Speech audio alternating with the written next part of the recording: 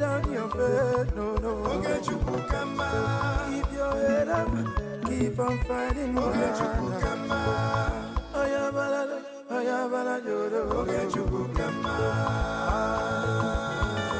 A big shout out to Mazi Ogechukwu.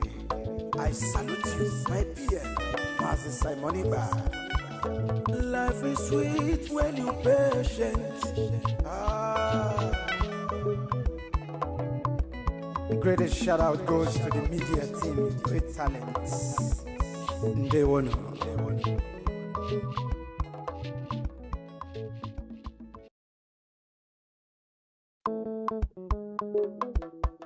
Life is a process. No matter how you go about it. Mazi Ogechukwu Omalicha Nwoke, the Biafra Republic Government and Exile Finance Minister, is humbly campaigning for global Biafran financial support for the purpose of Finland Convention, Biafran Defense Forces, and redeclaration-related activities. I appreciate all Biafrans who have been supporting our liberation movement. I also urge everyone to massively support more than ever, especially in these critical times. Oh, my fellow lovely great Biafrans, let's come together and support our Prime Minister, Mazi Simoniba, who is currently working tirelessly to hand over our freedom to us this year, 2024.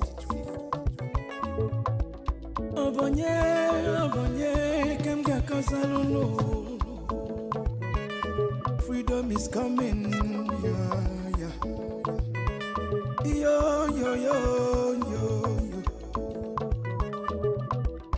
Mazi Ogechukwu. Salute every Biafran, especially. Yeah. Ogechukwu kama. Ogechukwu kaina yo no. Ogechukwu kama. Onyamana gidi bakulo wunu. Ogechukwu kama. Welu ndidi chukwu kasebele. Ogechukwu kama. Ogechukwu kama. Mazi Ogechukwu kere nekelunu. Ogechukwu kama. Ogechukwu kaina yo no. Ogechukwu kama. Ogechukwu kaina yo na nyasi. Ogechukwu kama. There is no magic to progress and success in life. Life gives back what you give to it. It takes a man who believes in himself to create wealth. So keep working hard and never lose hope in what you believe in.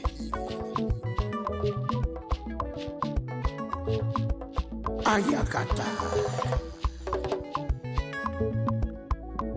Life is not easy.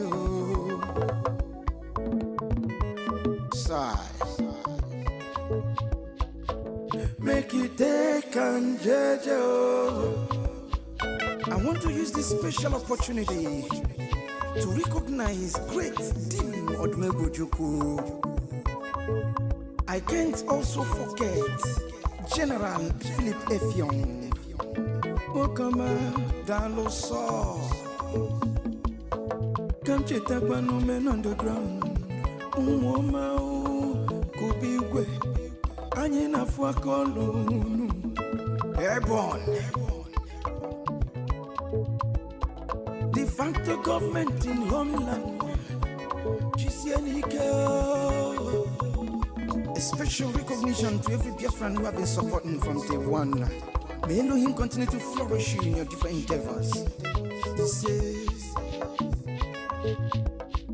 Mazina de Gano, Ohamadike, one of Biafra.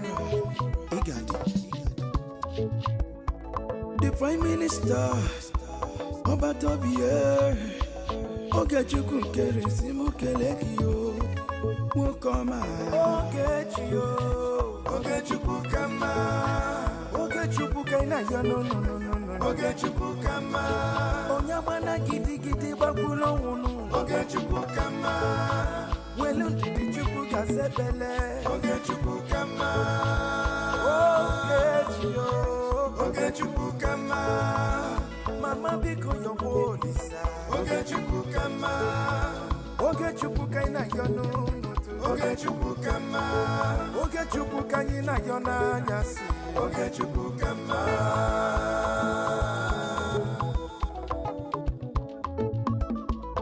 Ayole Ayiga kono negarole nu Uwi bole Cheta kwa nandubo fuo 1 plus 1 is 2, 2 plus 2 is 4, you know. Onye puru chi uzo akwa no. Joy. Don't give up. When it's so close, it's so close. Oge Chukwu kama never you give up, no. Oge Chukwu kama believe in your dreams, brother. Oge Chukwu kama never you say no. Oge Chukwu kama Oge Chukwu kaina yon Oge Chukwu kama never you down your faith, no. Oge Chukwu kama keep your head up, keep on fighting, Oge Chukwu kama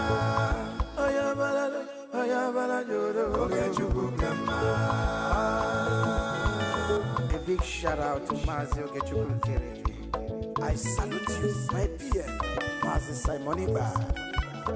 Life is sweet when you're patient. The greatest shout out goes to the media team, great talents. They won.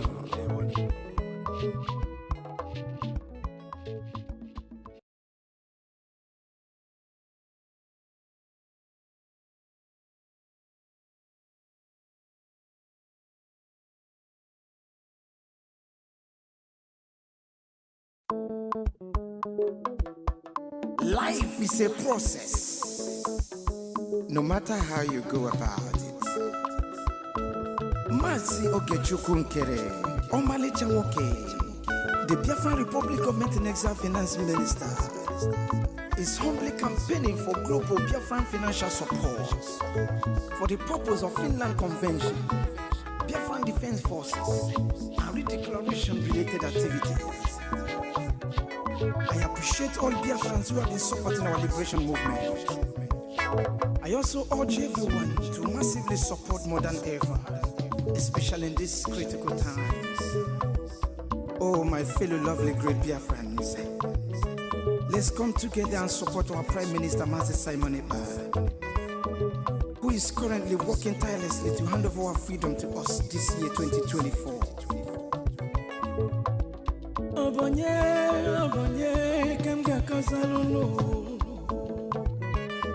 Freedom is coming, yeah. Yo.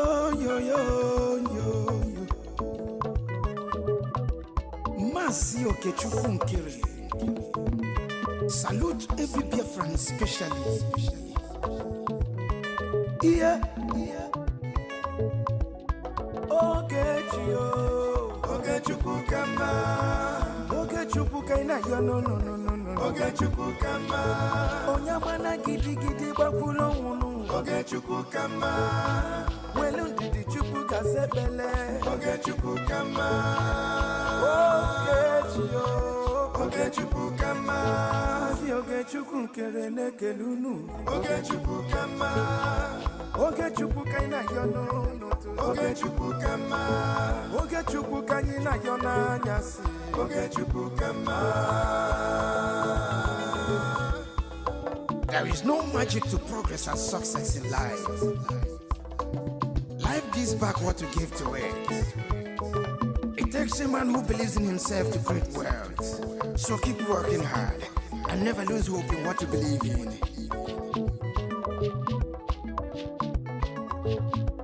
Ayakata. Life is not easy. Sigh. Make it take and judge. I want to use this special opportunity to recognize great Dim Odumegwu Ojukwu. I can't also forget General Philip F. Young. Okama Daloso. Come chetakwa no men underground. Umoma kubigwe. Anye na fuakolo. Airborne. De facto government in homeland. A special recognition to every Biafran who have been supporting from day one. May Elohim continue to flourish you in your different endeavors. This is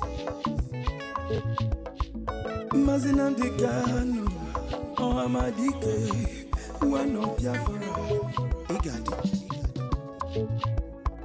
The Prime Minister, Obatobie, Ogechuku Keresimu Kelekio, Wokoma, Ogechio, Ogechuku Kama, Ogechuku Kaina, no, Ogechuku Kama, Onyamana Gidi Gidi Bakulo, Ogechuku Kama, Welundi Chuku Gazebele, Ogechuku Kama, Ogechio, Ogechuku Kama. Mama biko yo bolisa Ogechuku kama Ogechuku kaina yono Ogechuku kama Ogechuku kaina yona nyasi Ogechuku kama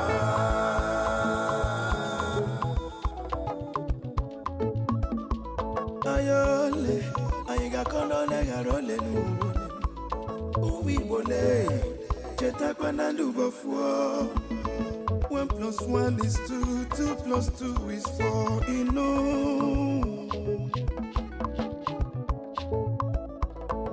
Onye puru chi yuzo akwa no. Joy. Don't give up. When it's so close. It's so close.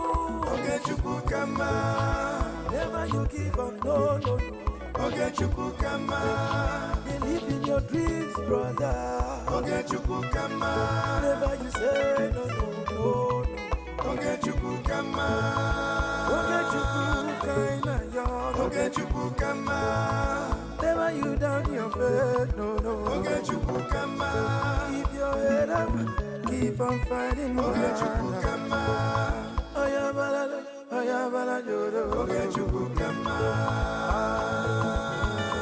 A big shout out to Mazi Ogechuku Kere. I salute you, my PM, Mazi Simoniba. Life is sweet when you're patient. The greatest shout out goes to the media team, great talents. They won.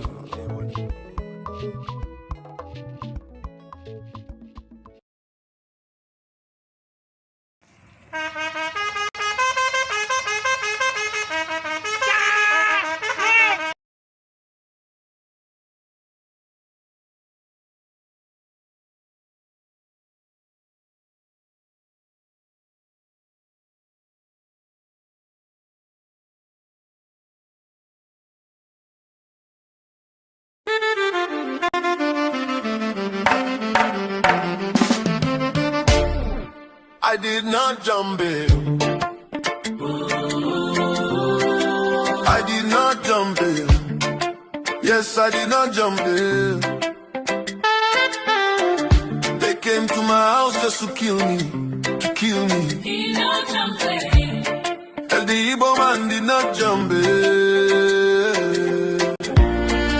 Your own Nigerian army just to see me there.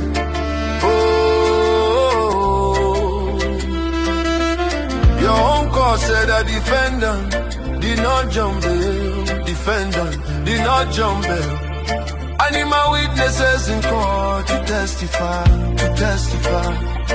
in Abuja. Oh, your own court ruling my lord. He did not jump bail. Igbo man does not run. Must not jump your bail. Your own God man said that he did not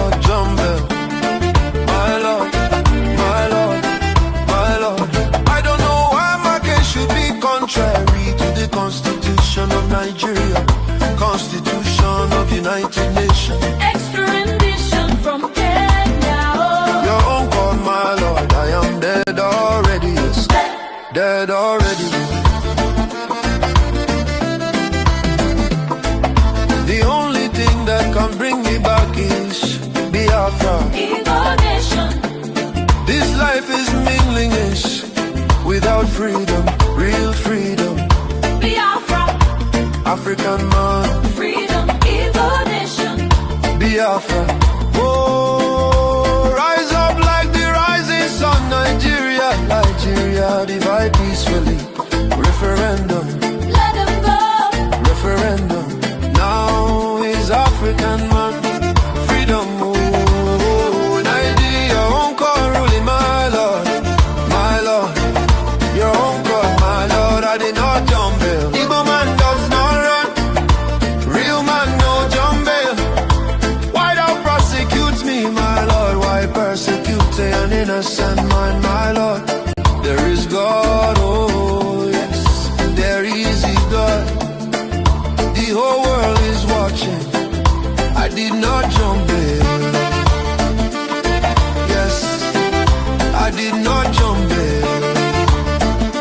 Jump bail. Jump bail.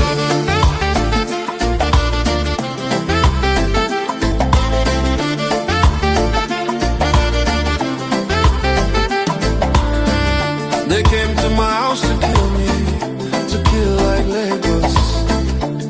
Let it all get style, let it all get style. Nigerian army came to kill me, just to see me dead. Oh, I saw it, I saw it. I saw you said, Defender, self-defender. Did not jump in. I did not jump in. Stand tall, I stand firm. To defend myself, Nigeria, obey your own court order. I did not jump the bill. They came to kill, oh, extra rendition. Extra rendition. I did not jump the bill. I did not jump the bill.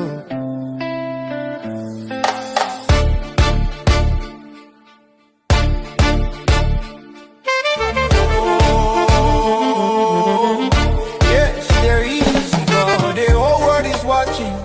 I did not jump it. Yes, I did not jump it. Jump in. They came to my house to kill me, to kill like Lagos. Like it all gets started. Let it all get style. Let it all get style. Nigerian army came to kill me, just to see me dead. Oh, I saw it. Beside I saw it. the defender, self-defender. Yeah, jump in. I did not jump in. I stand tall, I stand firm to defend myself. Nigeria, obey your own court order. I did not jump the bill. They came to kill, oh, extra rendition.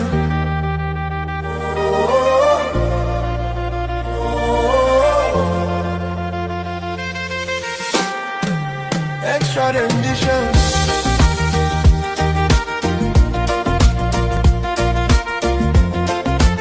I did not jump your bed.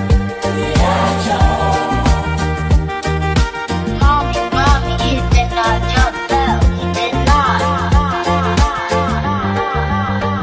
Did not jump your baby.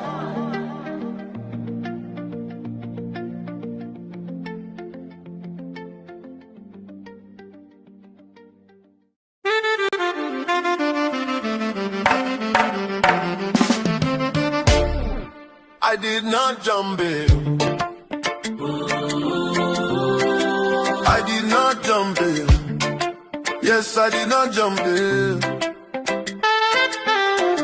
They came to my house just to kill me, to kill me. He no jump. And the Igbo man did not jump. Your own Nigerian army just to see me there. Oh, your own cause said a defendant did not jump. Defendant did not jump. I need my witnesses in court to testify in Abuja. Oh, your uncle ruling my lord, he did not jump.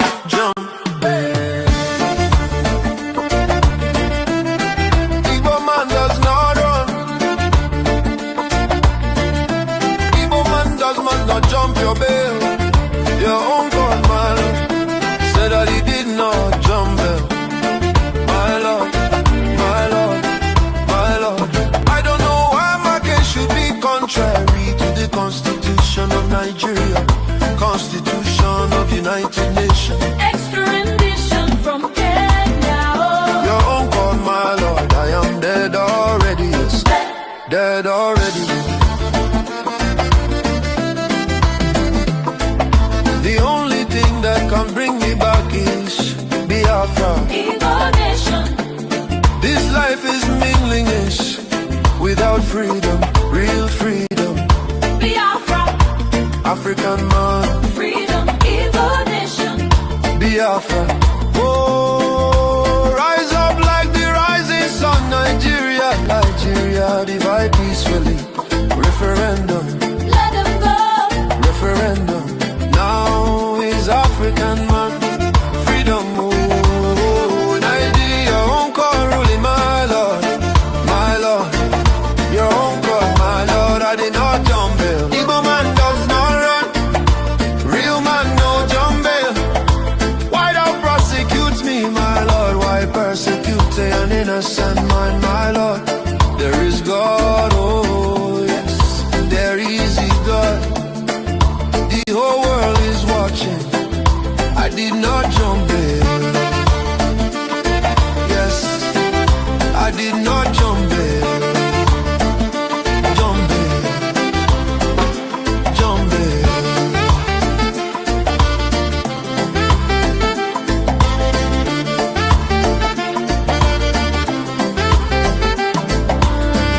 They came to my house to kill me, to kill like Lagos. Lekito get style, Lekito get style. Nigerian army came to kill me, just to see me dead. Oh, I saw it. Defender, Self-defender, did not jump in. I did not jump in. Stand tall and stand firm.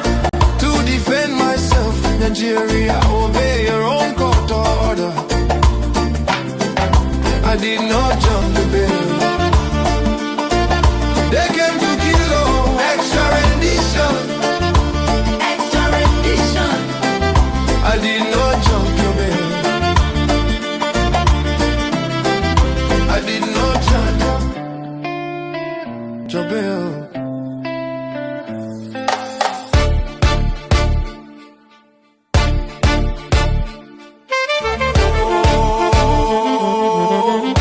Yes, there is God. The whole world is watching. I did not jump it. Yes, I did not jump it. They came to my house to kill me, to kill like Legos. Like it all gets tired. Make it all get style. Make it all get style. Nigerian army came to kill me, just to see me there. Oh, I sigh. Beside I sigh. the defender, self-defender. Yeah, jump in. I did not jump in. I stand tall, I stand firm to defend myself. Nigeria, obey your own court order. I did not jump the bill. They came to kill, oh, extra rendition.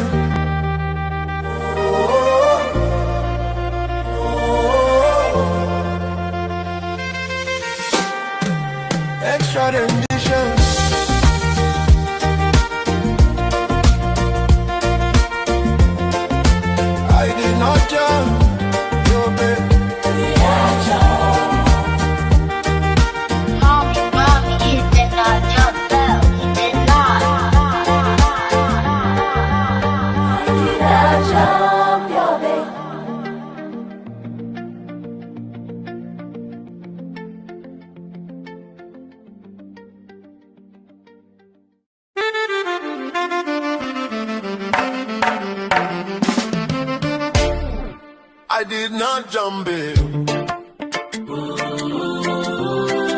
I did not jump bail. Yes, I did not jump bail. They came to my house just to kill me, to kill me. He not jump bail. And the Igbo man did not jump bail.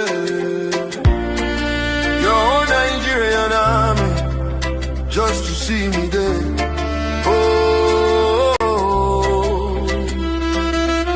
Your own court said a defendant did not jump bail. Defendant did not jump bail.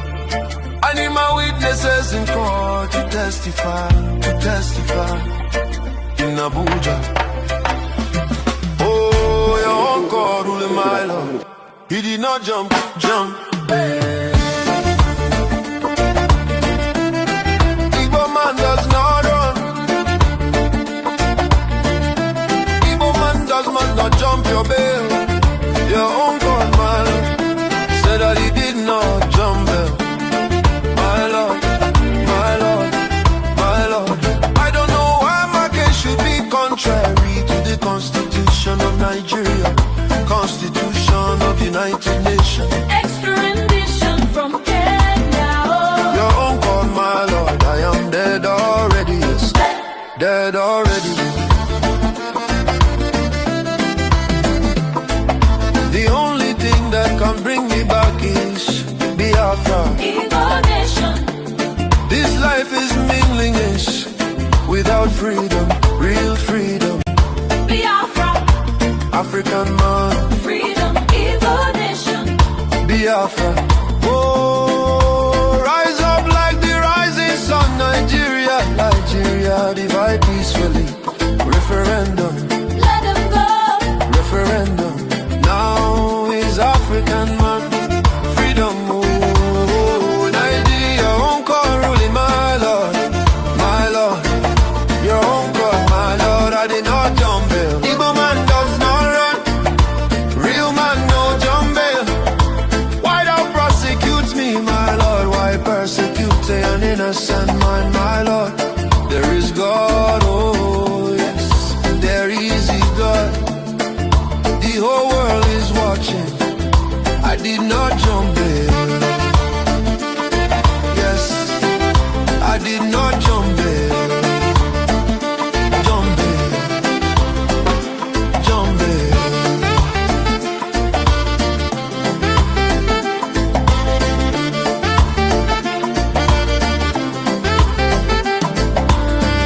They came to my house to kill me, to kill like Lagos. Lekito get style, Lekito get style. Nigerian army came to kill me, just to see me dead. Oh, I saw it. Defender, Self-defender, did not jump bail. I did not jump bail. Stand tall and stand firm.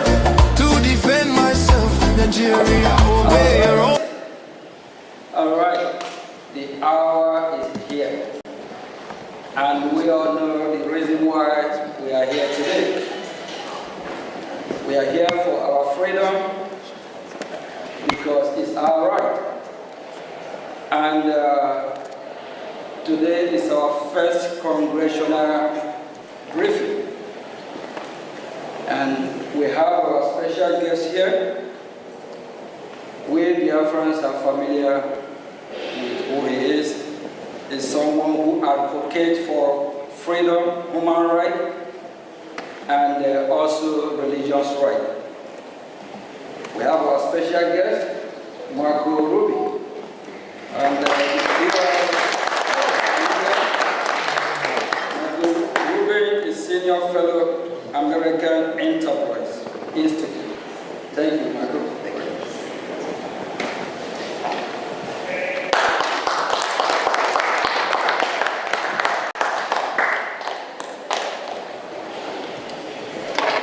Thank you very much, Mr. Acting Prime Minister. I don't need, first of all, it's good to see Biafra represented so well in Washington, D.C. unlike in Nigeria and unlike in Finland, we're not going to arrest dissidents.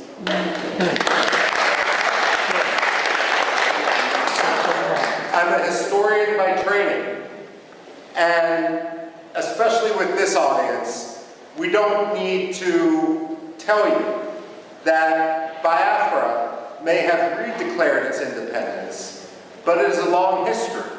And if we count the maps that European merchants, geographers, and other travelers made dating back to the 17th century, then Biafra is actually older than the United States of America.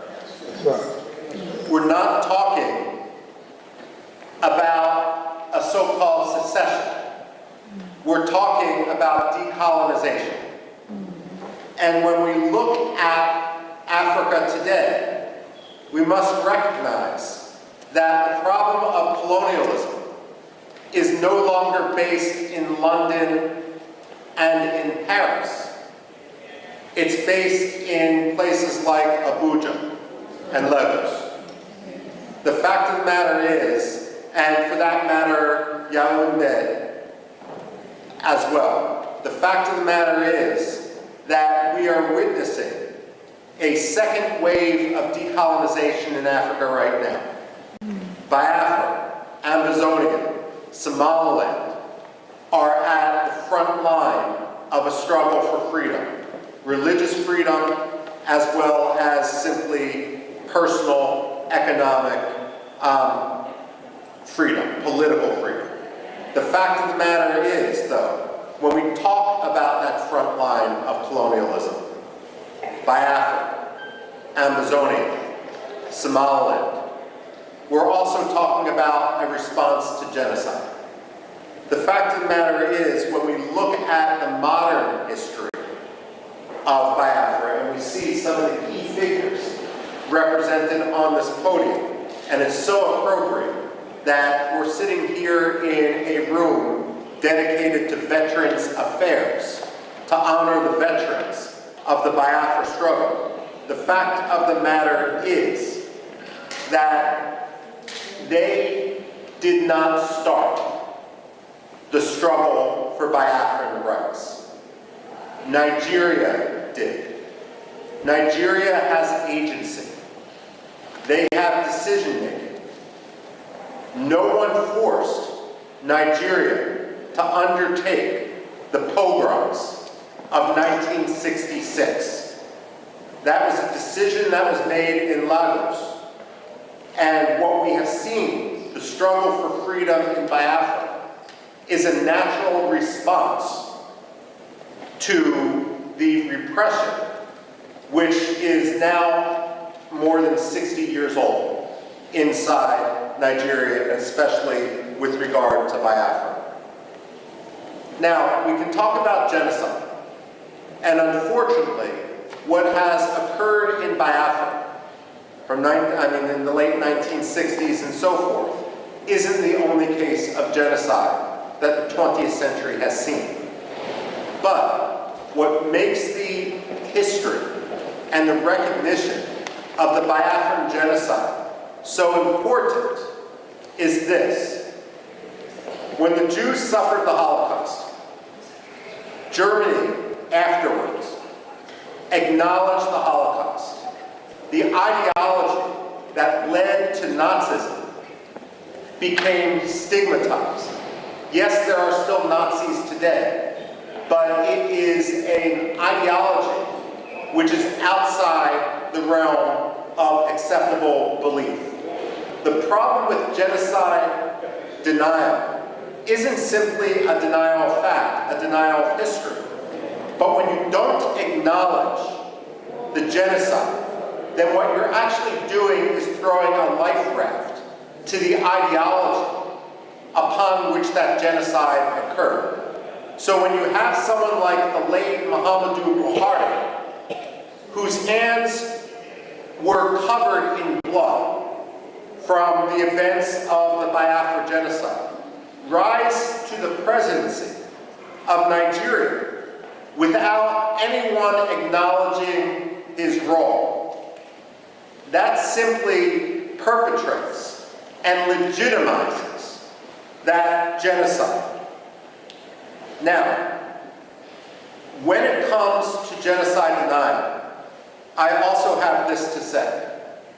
When people debate foreign policy in the United States, one of the progressive slogans that we hear time and time again is no blood for oil. Well, I have a message for Alexander Stubb. No genocide for oil. Finland has been a disgrace. Stubb has kowtowed to Turkey at the expense of the Kurds, at the expense of other dissidents, for the sake of getting Turkey to lift its de facto veto for Finland's NATO membership. Now he's kowtowing to the Nigerian government by arresting Simon Ekpa for the sole reason of advocating against genocide and of providing, frankly, at this point, the only reasonable way forward given the actions of the Nigerian state. Now, we can't engage in wishful thinking, and unfortunately that has been the problem in the United States. I would argue that Europe is more engaged in a cynicism, where they simply want Nigeria's oil, and let's be frank, it's not Nigeria's oil. It's Biafra's oil, the Delta region and so forth. The fact of the matter is they feel it's easier to have a relationship with a dictator, and they're going to look the other way.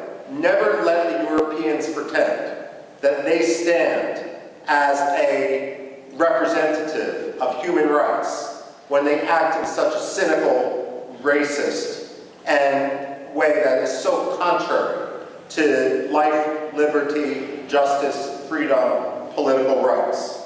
The fact of the matter is the Europeans need to be called out each and every day for that. Finland, especially.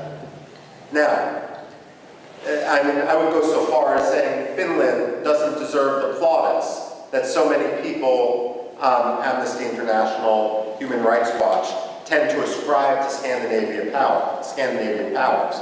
I would today argue that through its actions behind the scenes, by laundering the Nigerian government, by allowing, by cynically using this mantle which it had developed over decades as a protector of human rights, that Finland has become one of the most cynical promoters of human rights abuses, on par with Russia, with China, and with others. The only difference is Russia and China are much more open about what they're doing. Finland thinks they can have it both ways. Now, when it comes to the United States, however, the United States isn't blameless. We have two problems here. The first is the problem of the American perception of history. Whether you're Republican, whether you're Democrat, I don't care. And the fact of the matter is Biafra, like Cyprus, like India, should be a bipartisan cause. There's nothing partisan about freedom and liberty. And I say that as someone who personally is a Republican, but I was a Congressional Black Caucus Foundation fellow working for the late Congressman Bill Gray, who was a Democrat. So I say this not just as wishful thinking, but someone who truly believes in the importance of principle and its triumph over cynical partisanship. But let's face it, both the Republicans and the Democrats have a problem, and American society in general, and that's our general ignorance of history. In our own political culture, whether it's a Republican coming in after years of Democratic power or a Democrat coming in after years of Republican power, there's a tendency to believe that history is only 4 or 8 years long, and that every president who enters the Oval Office or Secretary of State who enters that 7th floor of their office of the Dwight D. Eisenhower building in Foggy Bottom, that they can somehow have a tabula rasa, that the past doesn't matter. Well, let me set the record straight. The past does matter. The past can't be forgotten. And we wouldn't be here today if it weren't for repeated efforts to work within the system, only to be crushed by Nigerian corruption, Nigerian dictatorship, and Nigerian cynicism. And if I may, Nigerian religious animosity on the parts of some sectarian communities. Now, one problem, of course, is that U.S. historical ignorance, and this is where it's so important for the Biafrans to really rally, to meet with Democrats, to meet with Republicans, not to meet and spend all those times meeting with those who agree with you, but actually concentrating their efforts on those who disagree. The fact of the matter is, Americans need an education in history, and they need an education in history quickly, because the price of American ignorance is going to be tragedy and more killings in Biafra. Now, that's one problem. The other problem is a tendency of the United States to engage in wishful thinking. There are two types of ambassadors that the State Department sends abroad. And I'm not talking about professional ambassadors, civil service, foreign service versus political appointees. There's some good political appointees, there's some bad political appointees, and the same thing is true with the professional foreign service. But among ambassadors, however they get their job, there's two general styles. One style, and we've seen this too often in Nigeria, and I can name other places where we've seen this, the Democratic Republic of Congo, Somalia as well, takes an ambassador, and that ambassador believes that the best way to represent American interests is to ingratiate themselves to a dictator, to have zero tension with that dictator, and that oftentimes means amplifying that dictator's propaganda, his rhetoric, to his face. Well, the State Department should realize and should recognize that dictators have no shortage of sycophants. It shouldn't be the job of American ambassadors to join the sycophants. George Shultz, the Reagan-era Secretary of State, was famous when a new ambassador was appointed. He would bring them up to his office, which was an elegant room, not unlike this which we're standing in the U.S. Congress. And he had a big globe next to his desk. And he would always ask the ambassador appointee, point to your country on the globe. And if they pointed to Nigeria, or they pointed to France, or they pointed to Burma, or they pointed to Pakistan, God help them, he would point to the United States and say, this is your country. You never forget it. When we send ambassadors abroad, their job should be to speak truth to power. It shouldn't be to kowtow to a dictator. And if that means calling out Nigeria for its abuses in Biafra, for its abuses of religious freedom, so be it. It may mean you're not going to get invited as the ambassador to this reception or that state dinner. Well, that's the price of being an ambassador and being truthful. Your job isn't to make a dictator feel good. It's to promote American interests as a U.S. ambassador. And one of the top American interests is religious freedom. The reason why religious freedom should be such a top priority is it really is the canary in the coal mine. It really is the metric by which to see whether a dictator's rhetoric and actions meet. When former Secretary of State Antony Blinken went to Nigeria and he met with the late Muhammadu Buhari, and he removed Nigeria from the religious freedom watch list, that was wishful thinking. It didn't make Nigeria a better place. It didn't stop the killings in Biafra. It didn't stop the killings elsewhere in Nigeria. All it did was signal to the Nigerian government that they could quite literally get away with murder. Wishful thinking has consequence. The United States also needs not to believe its own spin and not to try to force, cynically use the Biafran issue to advance its other causes. So, for example, I don't know how many times I've talked to people who are partial to the Nigerian government, in the United States and will accept the Nigerian lies. And they will say that what we see happening in the Southeast has nothing to do with religious hatred, with religious intolerance on the part of the Nigerian government. It's all about climate change. Let me tell you this, and I've actually said this to the State Department. Climate change does not charter buses in order to ship Fulani militiamen into Biafra to kill Christians. That's not China, that's not climate change. That's ethnic cleansing. That's religious hatred, that's sectarian cleansing. American wishful thinking isn't polite. It doesn't make diplomacy easier. It simply gets people killed. And this is also why it's so important for the Biafran people to rise up and not only work to establish their freedom in Biafra, to reestablish their country. It's also important for them to educate Americans. Now, as many of you know, my background and what I did when I worked at the Pentagon actually focused much more in Middle East history. That's what my PhD is in, and so forth. And having worked for more than 2 decades on issues that have some parallels, let me say this, and this may be controversial to say, Nigeria can't always be the enemy. And the reason I say this is, while Biafra must be free, there can be no compromise on it. At the same time, an independent Biafra is only going to thrive when Nigeria, its neighbor, is at peace with itself and with its neighbors. The fact of the matter is, the Biafrans are an engine of democracy. They were always historically the intellectual capital, the economic capital of Nigeria when they were under Nigerian occupation.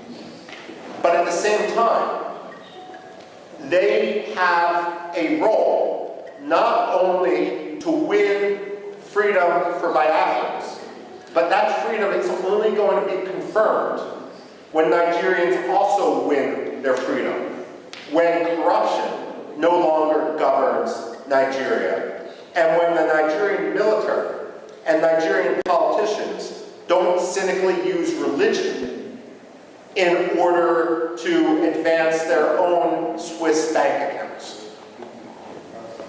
This is important, and this is a conversation, for example, it's understandable that you focus on Biafra, but this is an example which I've had conversations in the past with Iraqi presidents and prime ministers, and Kurdish presidents and prime ministers, and there's a recognition, despite the century-long struggle of the Kurds, the so-called largest people without a nation, to win their freedom, to win their independence. Many of them have also come to recognize that that independence is going to take real reform instead of ruin for their neighbor next door. I've had this conversation with the Cypriots and the Greeks, vis-a-vis Turkey as well. Turkey is a problem today, and Turkey is a problem which is going to work with the Nigerian government in order to kill Biafrans. But at the same time, what the Greeks and the Cypriots will tell you is, while today Turkey acts like an enemy, there can only be true peace once Turkey fundamentally reforms. And so it's important when you speak and when you advocate for your cause, not only to promote the freedom for Biafra, but to argue and to recognize that Biafran freedom is going to be symbiotic. It's going to bring stability to the region. Biafra is going to be a model, not only for Biafra, it's going to be a model for Nigeria, so that Nigeria can get its act together, even as Nigeria heads towards the precipice. No one wants to, let me put it this way, many of you are familiar with the American satirical newspaper, The Onion. I remember a headline in that satirical newspaper after Russia invaded Georgia in 2008. It was a fake announcement by Condoleezza Rice, the Secretary of State, who was arguing that the U.S. position is that no American allies should border Russia because it was just too difficult. The fact of the matter is, she was warning allies not to border Russia as if they have a choice. The fact of the matter is, it's in no one's interest. It's always going to be a problem for occupied Biafra and for independent Biafra to border a failed state, to border an irredentist state, to border an aggressive military dictatorship. Independent Biafra is going to need to recognize that as Nigeria fails, and let's face it, today it's a failing state. It's a building, it's a 10-story building that's ridden with termites.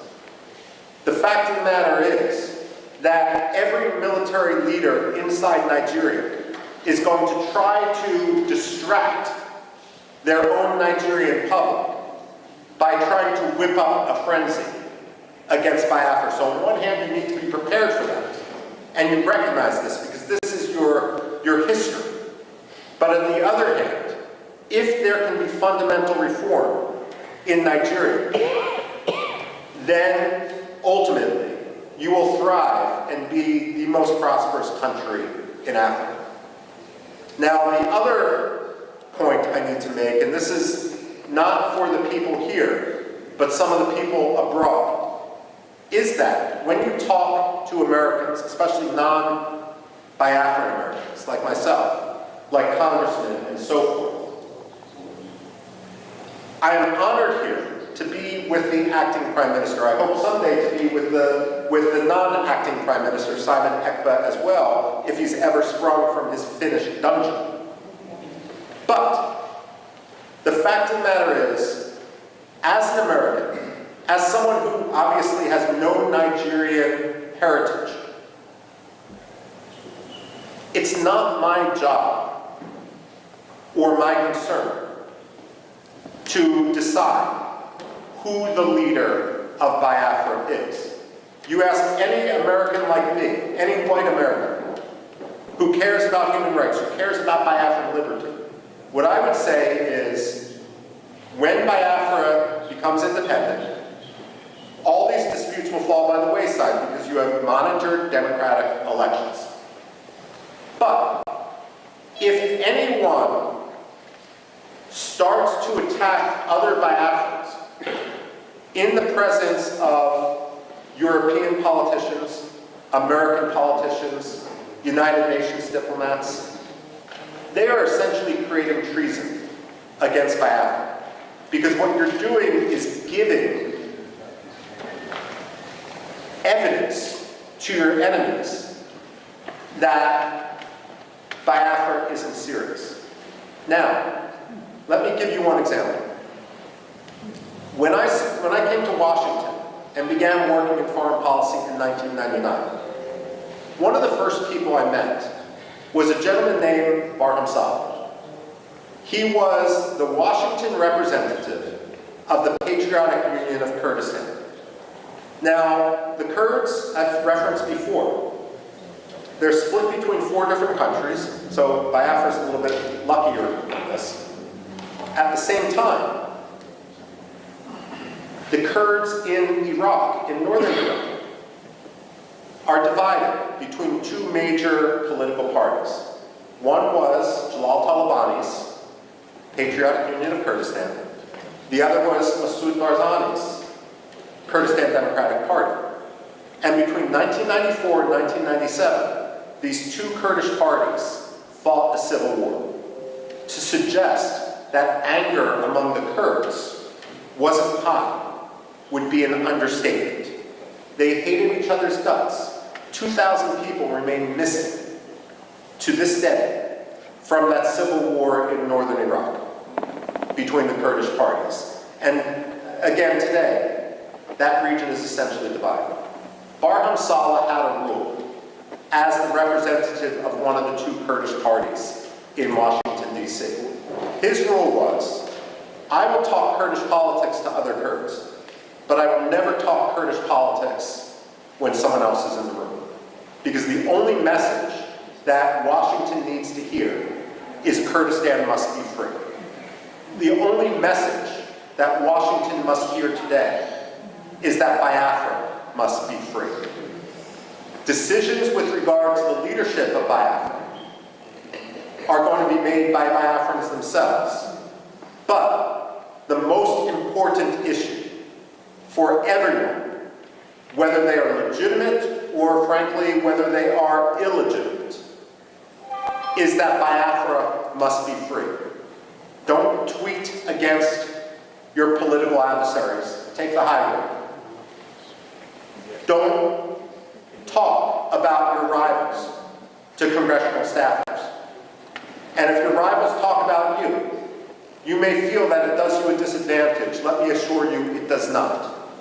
If the acting prime minister, if the acting cabinet are the ones who are speaking softly and achieving things, creating a new currency, creating the structures of state, ultimately every serious congressman, like Chris Smith, like Mark, one of the most important staffers on Capitol Hill, they are going to recognize you for what you are. Because only amateurs talk about their rivals. Those who are legitimate, those who are serious, those who are here today are the people who advance their cause. And make no mistake, momentum is on your side. So I speak here today, and I'm concluding my remarks right now, by thanking you for your activism, by welcoming you to the halls of Congress, where you are free to talk to anyone, and you don't need to risk arrest, because again, your words we're not in Finland. We don't have to talk about the Helsinki standard. The fact of the matter is, I hope to be here when the United Nations General Assembly recognizes Biafra as the 55th or 56th African state. And I have absolutely no doubt that I am sure about over to the acting prime minister.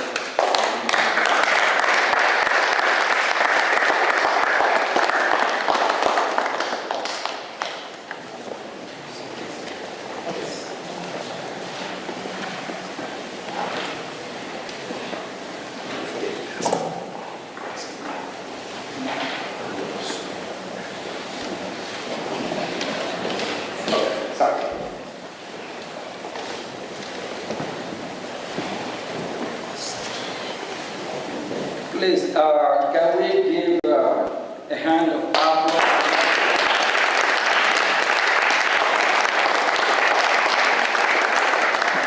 He is a true friend of humanity, not just Biafra. He fights for me, he fights for you, he fights for the global community. And he is a kind of one we need, so that we can have a safer world and a better world, a world that will be great again. Thank you.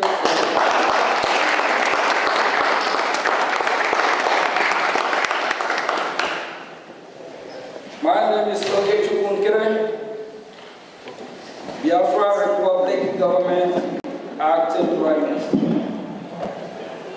I'm here acting on behalf of His Excellency Mazi Simon Edward. As we are fighting for our freedom, we are making history and we tell our story to the world. And this is the first Biafra Congressional briefing.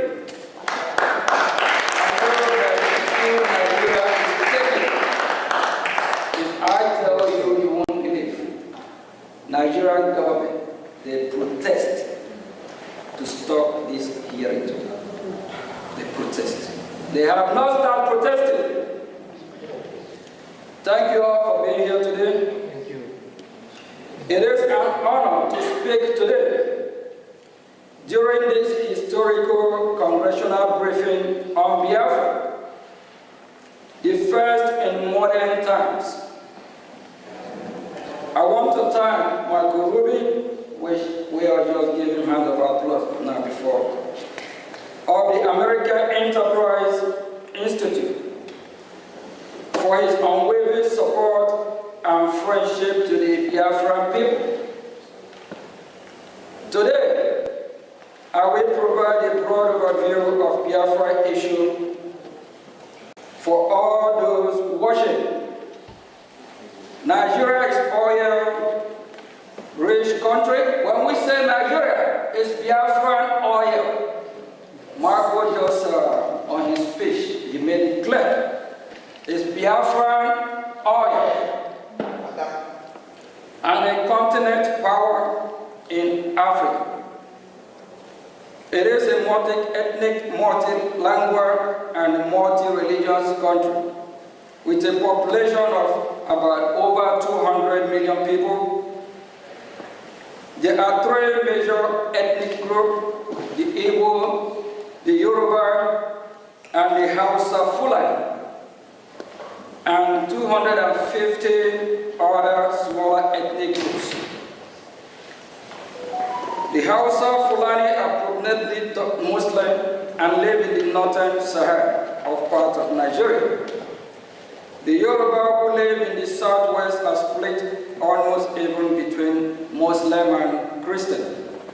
The Igbos, along with related tribes, whom we refer to as Biafras, the interface of this submission, inhabit the southeast part of Nigeria, which is Biafra, and we are no longer Nigeria. We don't identify ourselves as Nigeria, we are Biafra.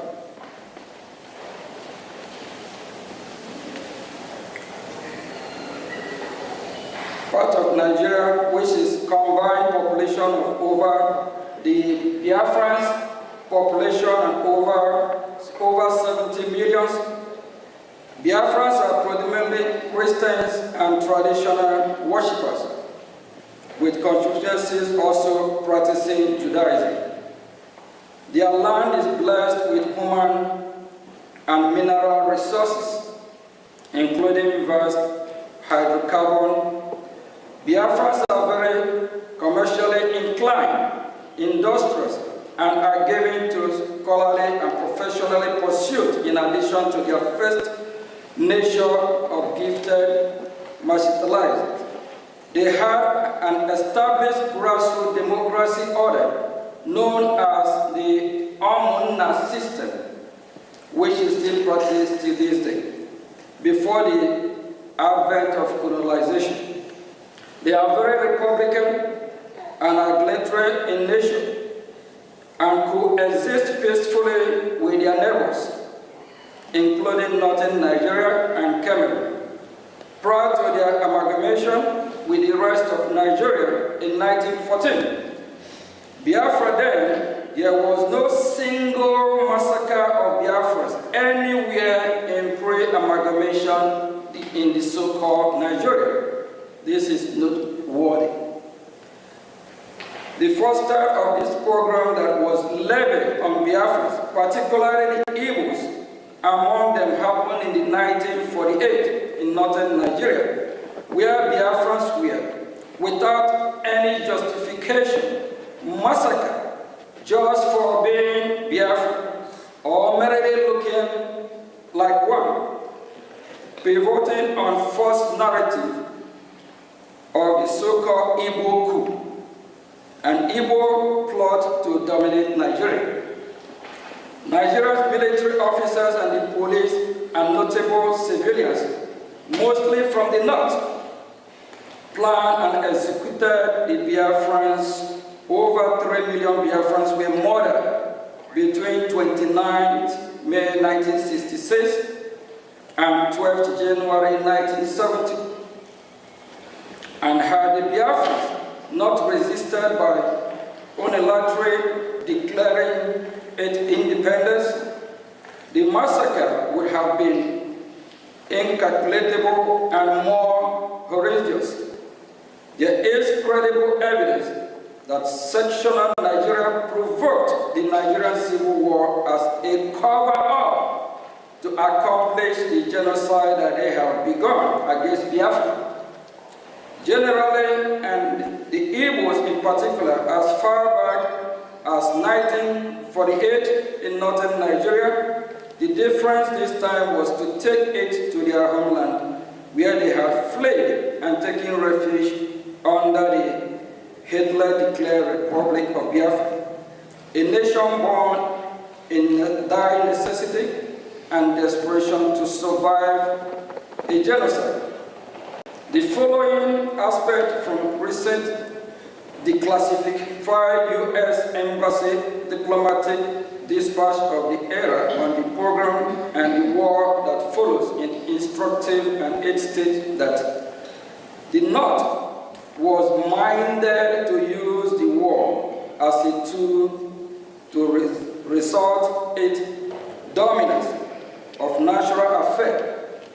Malan Gagu Damboa, regional editor of Morning Post, told the American consul in Cairo, "No one should kid himself that this is a fight between the East and the rest of the Nigeria.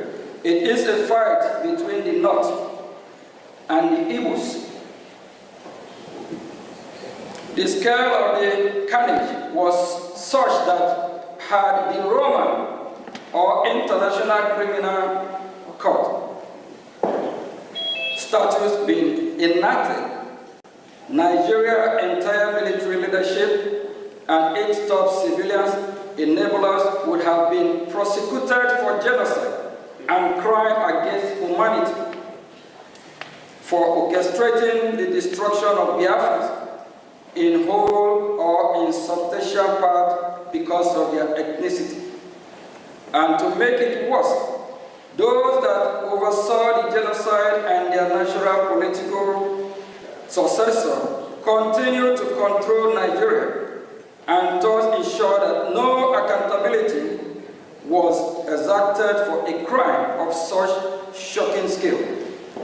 And to date, no apology or remorse has emanated from official Nigeria or any of the prime state actors. It is this state of affairs and the post-war political suppression of Biafra that grandfathered the insurgency of Biafra agitation in recent times.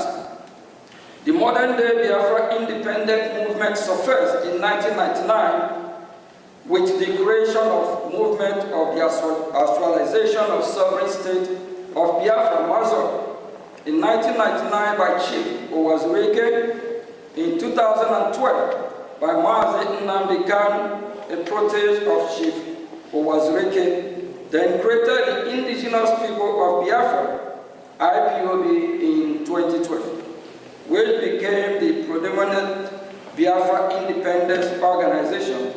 Post-war agitation for Biafra and support for IPOB accelerated in late 2015 when former President Muhammad Buhari systematically embarked on widespread anti-Igbo policies, coupled with his open toleration of Fulani Islamic terror that was breaching the northern reach of the Igbo land. It was in the face of this that the indigenous people of Biafra, IPOB, and the idea of Biafra government in exile gained much traction as protector and defender of the people that have been detained by the government of the day of Nigeria. It is to be noted that virtually all of us present at the vanguard of pursuing for Biafra were born after Nigeria Civil War ended in 1970. So in our renewed quest for Biafra, we are not driven by any sense of personal loss of the war, revenge or bitterness, but by instead a sense that our people are being mistreated badly and are beginning in again becoming the victim of another crippled genocide. Vast majority of the Biafrans share the same view, even so, quietly because of fear of retribution by the Nigerian government or other non-state actor in alliance with the government. Amnesty International reports that since the advent of the former Buhari administration in 2015, Nigerian insecurity forces have killed more than thousands of Biafra and wounded many more while they held peaceful protests against the killing and for self-determination. Amnesty International says that many of those pro-Biafra protesters were shot and killed in their sleep, and others while they gathered in churches to pray. Many of the protesters were shot and killed from behind while they tried to escape. Contemporaries country report released by the United States Department confirmed such of this, particularly the Nigerian government declaration of IPOB as a terrorist organization in October 2017, which gave a dubious legal cover to Nigeria's security forces to resort extrajudicial killing of Biafra perceived by self-determination agitator or members of IPOB. As such, as you are reading this, the other killings of Biafra by the Fulani Islamic terrorists is ongoing as we speak. The killing have not stopped to date, especially in the northern boundary of Igbo land, such that several innocent villagers were murdered in Ebonyi State in February 2025. Igbo communities to bury their brothers, sisters, fathers, mothers, sons, and daughters almost every month. And after times, the violence is maliciously and falsely attributed to unknown government or faceless Biafran separatists. In the face of all this, and in the perception that rogue elements of the security forces are complicit, the Biafran government in exile emerged as beacon of hope for Biafrans that have become distrustful of the government. It bears mentioning that when the agitation for Biafra accelerated in late 2015, the response of Nigerian government was disappointingly non-pragmatic. Instead of acknowledging the burgeoning popularity of the agitation and take bona fide measures to contain it through constructive engagement or dialogue, the government went wide with deadly and extrajudicial law enforcement action that backfired by fueling the agitation to levels not seen since the end of the Civil War in 1970. This misguided law enforcement action turned a dangerous corner and boomeranged when the government went rogue by extraordinary rendition of our leader, Mazi Nnamdi Kanu, the Biafran leader from Kenya, in late June 2021. No doubt this is an avoidable overreaction that has composed Nigeria's legal system, triggered the international legal order against Nigeria, and bettered the government driving insecurity that have rocked southeast Nigeria, which is Biafra, to this day. In between, Fulani Islamic terrorists have capitalized on the situation to disquiet southeast Nigeria to no end. After Mazi Nnamdi Kanu illegal kidnapping, one of Mazi Nnamdi Kanu proteges Finland-based Biafran activist, His Excellency Mazi Simon Ekpa, took charge of the Biafra independence movement and created the Biafra Republic government in Brgie, of which he is the Prime Minister.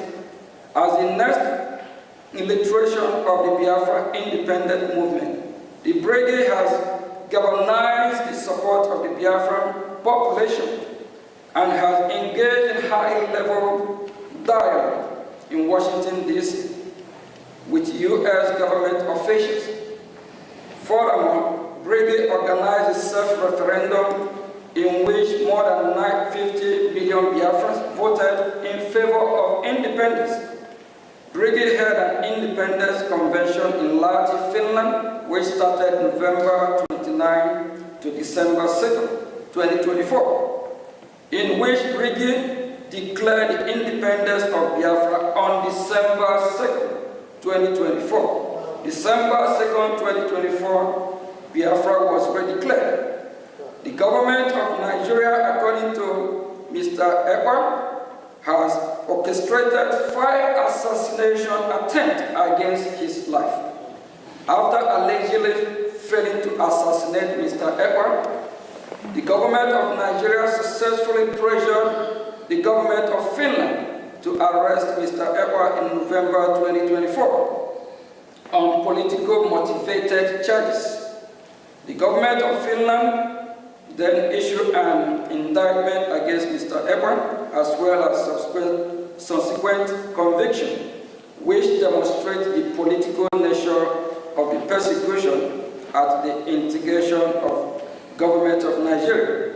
The indictment by Finland, issued in May of 2025, alleged that Mr. Ekpa participated and supported a terrorist organization, even though pro-Biafra organizations are not designated as terrorist group in Finland or anywhere in the European Union.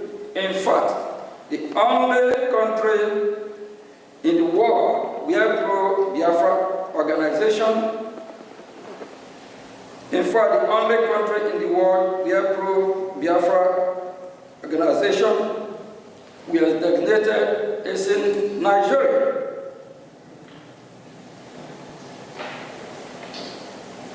For the government of Finland to accept that the Finnish citizen holding political position regarding internal policy matters within Nigeria is somehow a criminal offense in Finland is a nonsensical and absurd, and demonstrate that Finland is engaging in a political motivated prosecution.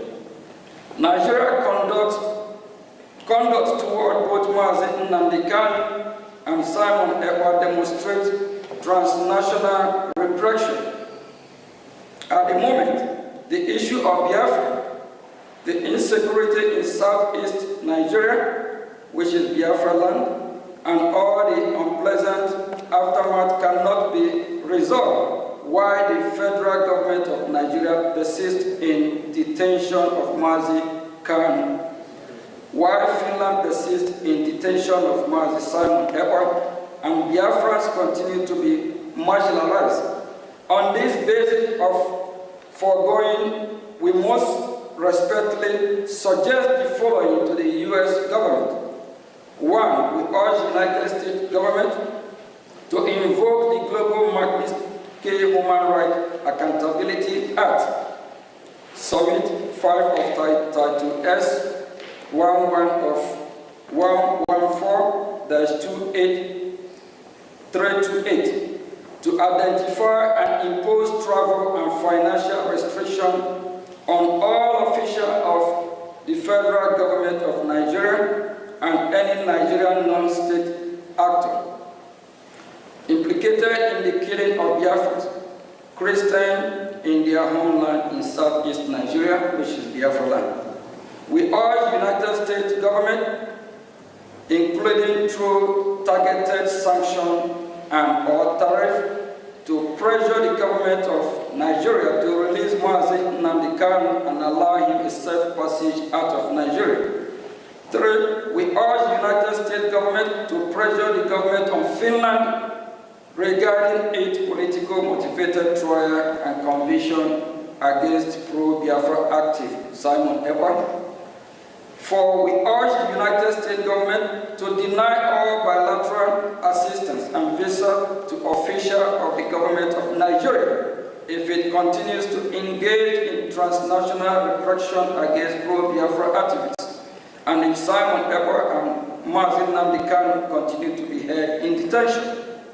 Consequently, Biafra through Brgie are ready to engage with the international community, include the United States of America government, especially in seeking to establish a newly independent Biafran state. The Brigade is willing to engage in deal-making with U.S. government and come to economic defense and security agreement with the United States. Biafrans represented by Brgie are willing to negotiate with the U.S. in reciprocity and in anticipation for specific demand, interest and expectation of the U.S. recent event in Sub-Saharan Africa have created a compelling need for United States of America to get involved in the Gulf of Guinea.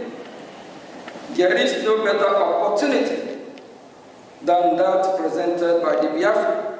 For example, Biafra can be an ideal place for U.S. military base, as well as seaport. Biafra can also be host to African installations. Biafra can be a close ally of the United States and purveyor of Western interests in the region, as well as a bulwark against Islamic terrorists and extremists.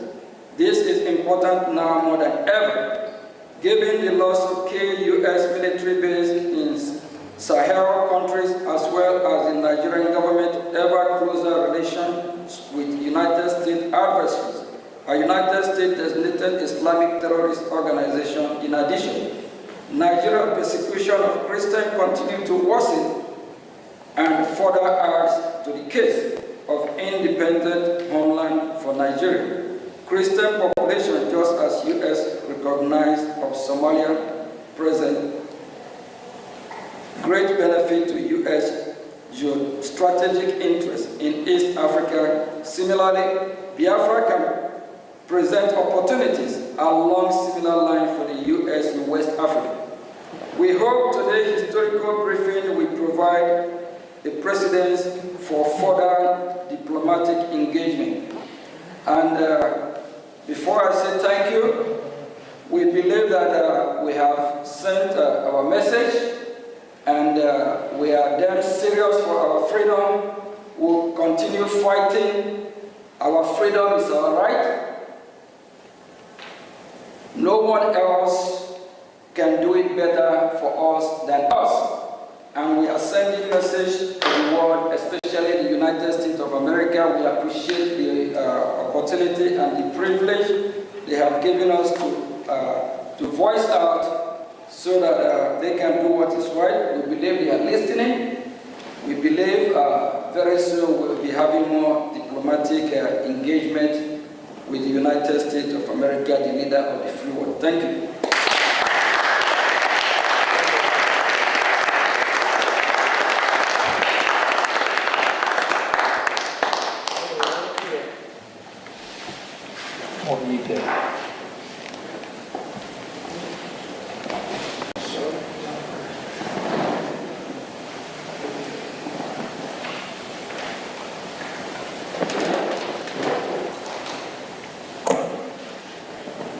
We're going to be having some question and answer, and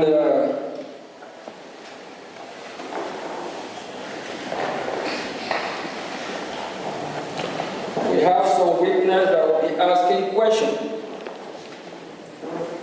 about the current situation, what is happening in Biafra land, if it is suitable for them, if it is that what they want. Do they deserve to live better than what is happening here today? We are glad to be here. And this is the beginning of our hearing in Washington, D.C. We believe that U.S. government, they are watching, they are listening, they are following, even if the members of the Congress, the ones that are not here, they are watching, so they know what we are doing and what is going on. I will call on Mazia Bobi. Yeah.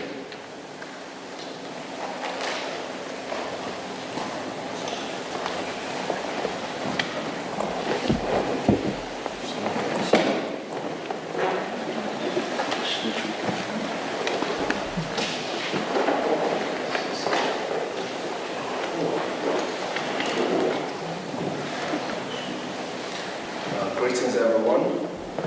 Greetings, Biafrans who are here present. First of all, I want to appreciate everyone for being here. It's not easy.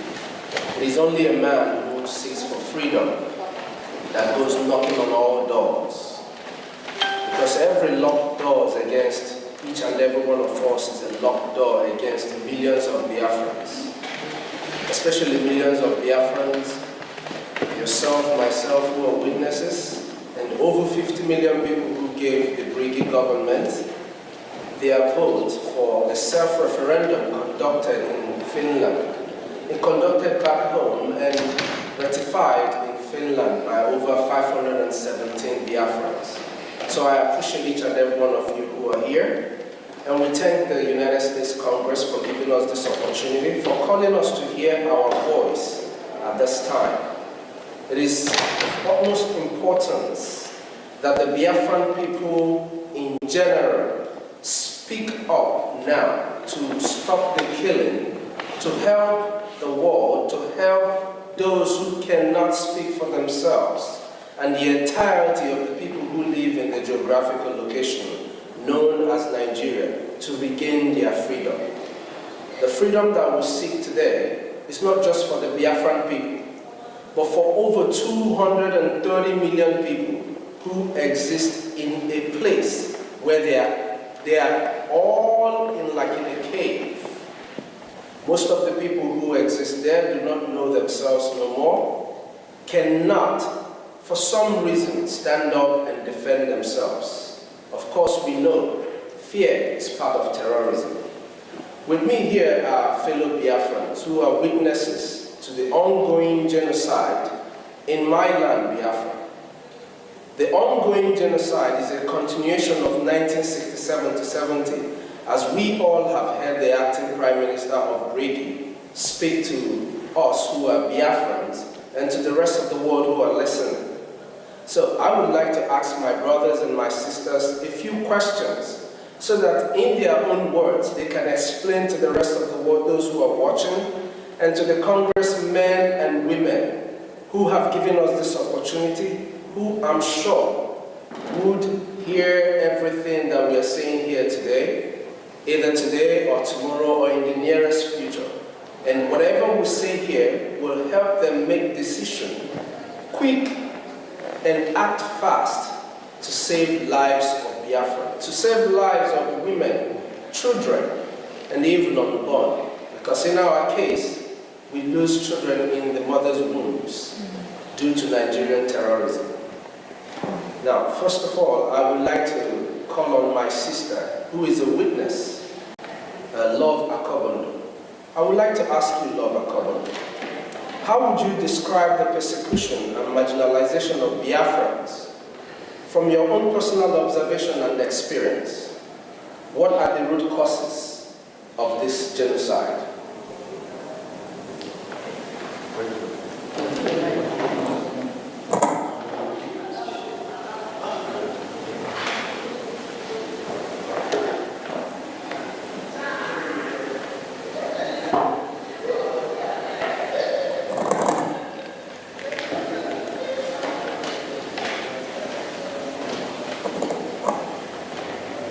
Hello, dear friends. Good afternoon. Thank you for the Brgie government. Thank you, the acting Prime Minister and the staff. And I also thank the American Congress for giving us this opportunity. I'm going to say what I received as information from those who witnessed those incidents, because I wasn't there at the time. From there, that will lead into what is happening and still happening, unless we put a stop to it. You see, the marginalization has a long-standing history, stemming from the so-called colonization.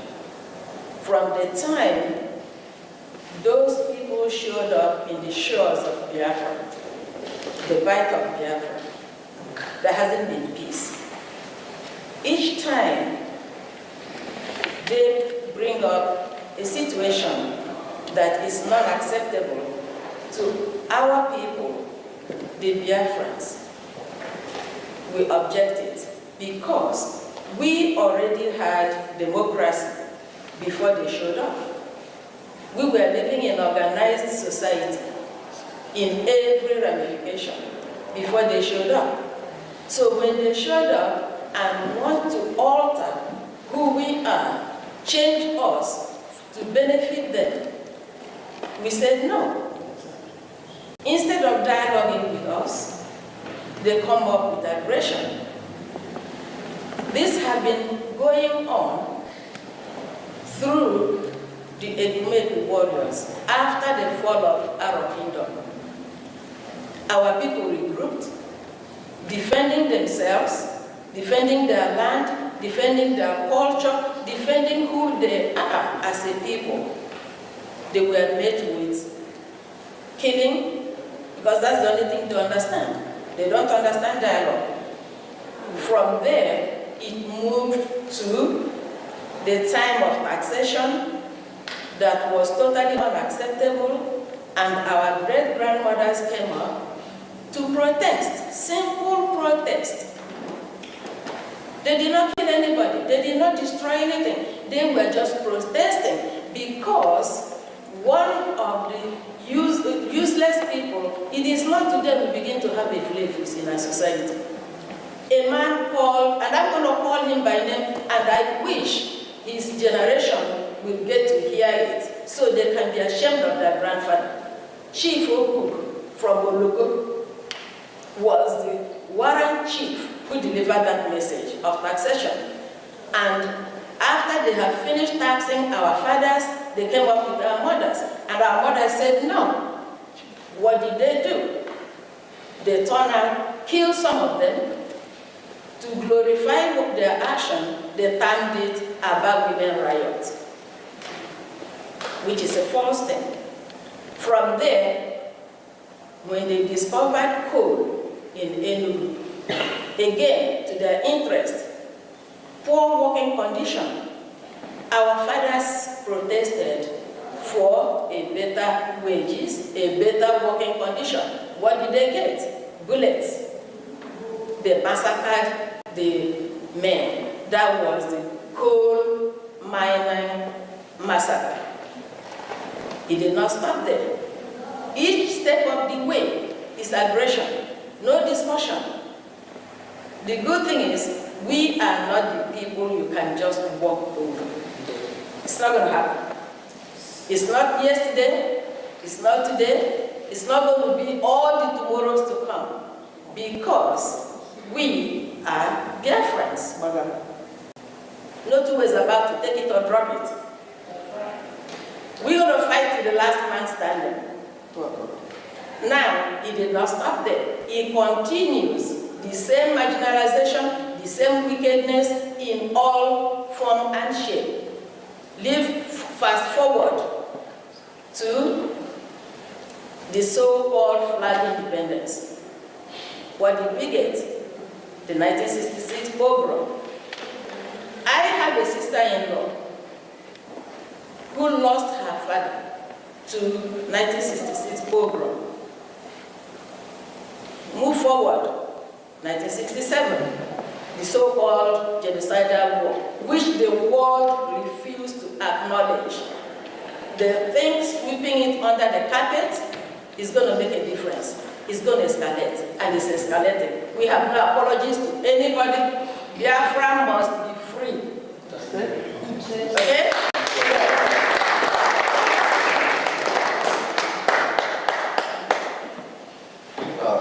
Thank you so much, my sister Love. You heard it all? Now, I will ask another question to another sister of mine, Ms. Nonye Chima, sorry. We know how the United States government categorizes certain countries as state sponsors of terror. How do you rank Nigeria given their killing of Biafrans? And should the US government designate Nigeria as a state sponsor of terror?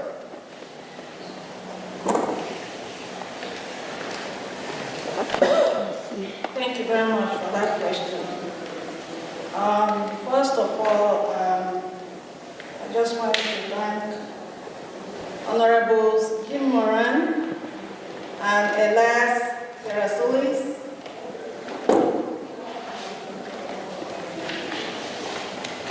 and the U.S. Congress for giving us the opportunity to inform the world of what has been going on in Biafra land for decades.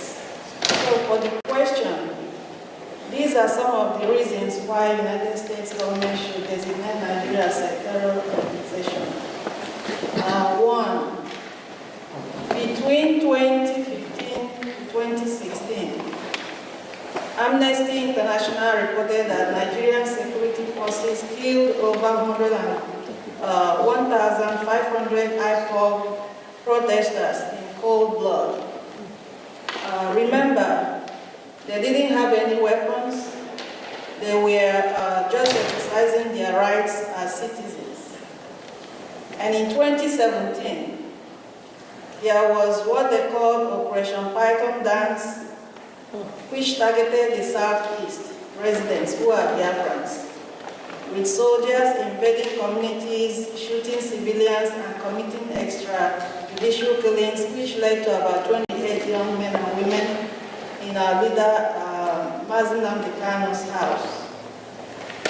Thirdly, from 2021 to 2023, Amnesty International also documented over 1844 killings in Biafra land, including unlawful executions, torture, and enforced disappearances by security forces. And one might ask whether these killings or these killers have been apprehended and brought to justice, and the answer is no. No one has been held accountable for these killings. In fact, when locals apprehend any of the killers, there is always an order to free them. Up till today, the killings continue, and the painful thing is the fact that Biafrans are killed simply because we are Christians, simply because of the crude oil in Biafra land, and because they want to Islamize us by force, which we are resisting. So I call on the global community to pay attention to what's going on in Biafra land and elsewhere where there is a genocide going on. Thank you all so much. Thank you so much. That was wonderful. That's what we expect from every Biafran to always carry in their heart.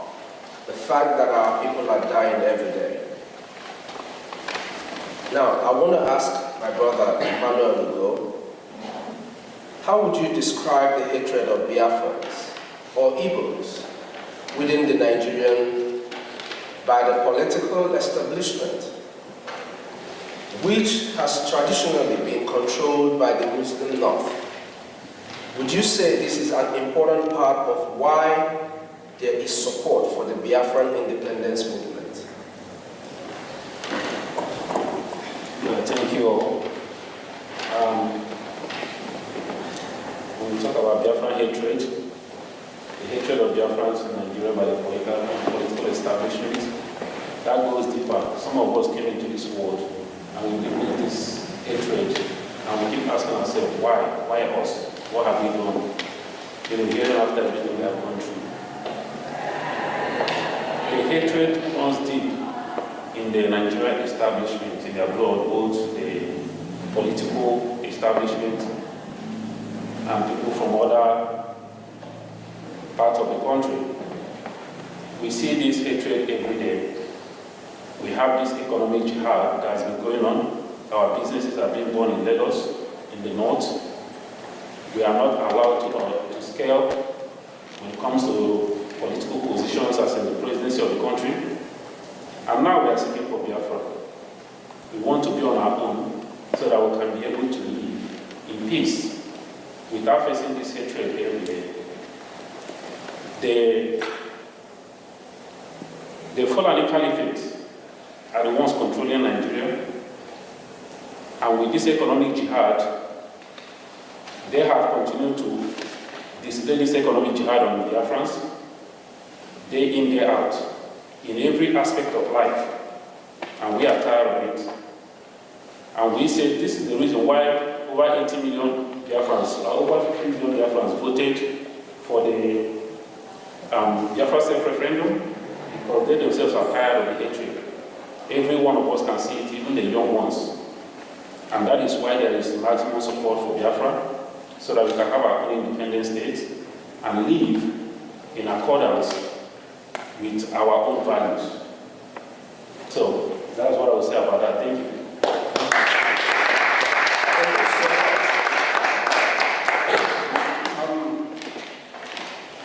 My brother Chima John,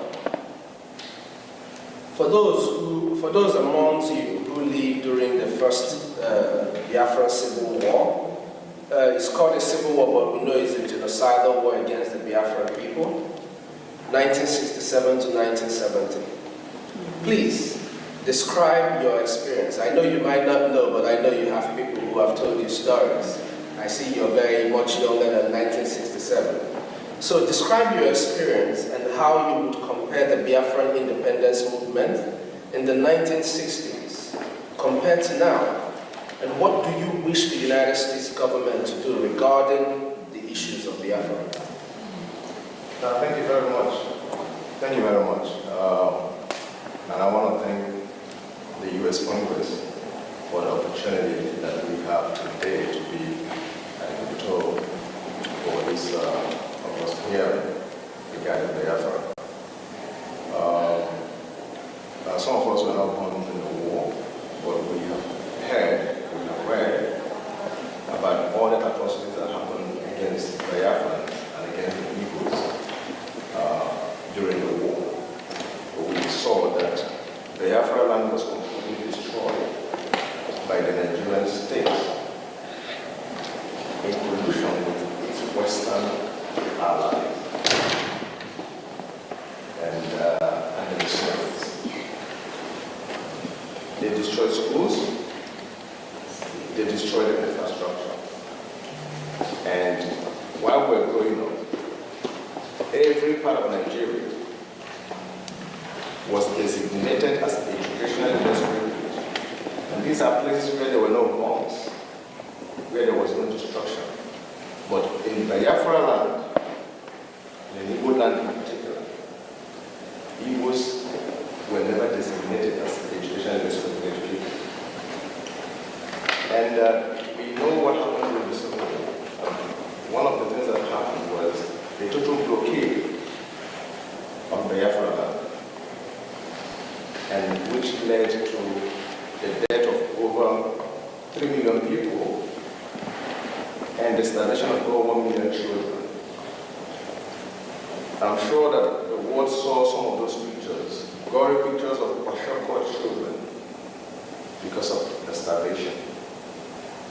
And that led to people like Bruce Merrill, an American student from Columbia, to set himself ablaze in front of the United Nations Bureau.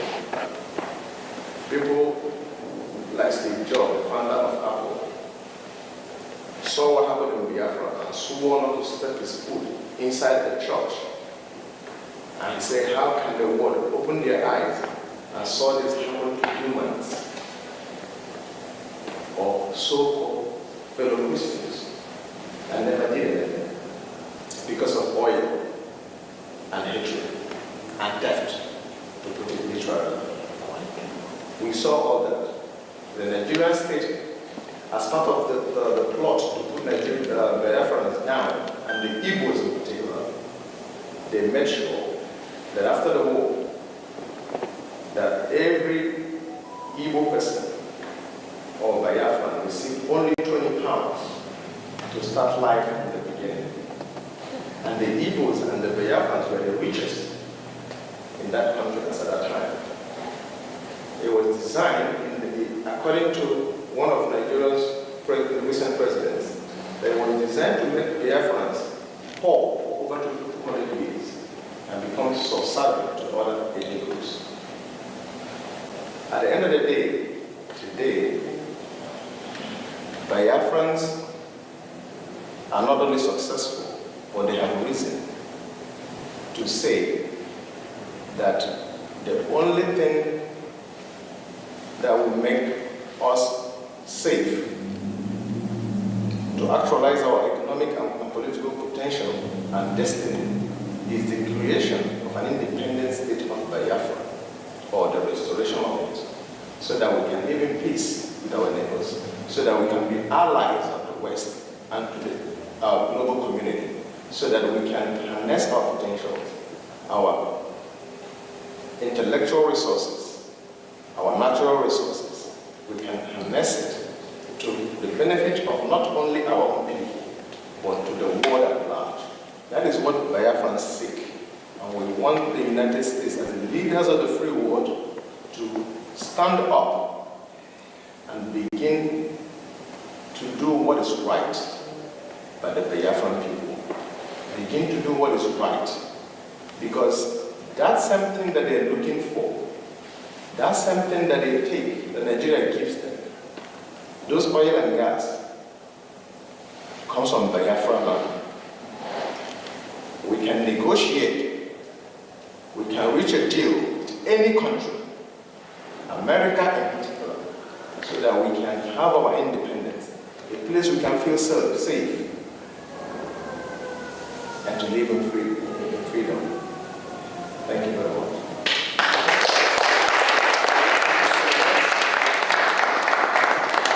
Just so you know, my mother served in the Red Cross during the war, and my father was equally a soldier during that war. So, just like himself, and like many of us here, have so many stories of what happened and why we need to be free. It's not just because of the resources, but for our children to be able to see tomorrow. Now, I want to call on my brother, our brother, Mazikelo Israel. Mazikelo Israel, please, as we are in the Capitol Hill building, speaking to the United States Congress and to everyone who cares to listen to the Biafran people, I would like to ask, what would you recommend, or what would be your recommendation to the United States government to hold Nigeria accountable and to assist Biafra? Thank you, Honorable. Thank you very much, Honorable. First of all, let me thank our great friends, Elias Rasolas, and of course, Honorable Dr. Michael Rubin, who spoke earlier on, and Ogen Kerry, who has been leading this struggle since our leaders have been incarcerated. I'm talking about Simon Ebra and Nandekan. And I want to thank the U.S. Congress for allowing us this opportunity to come here.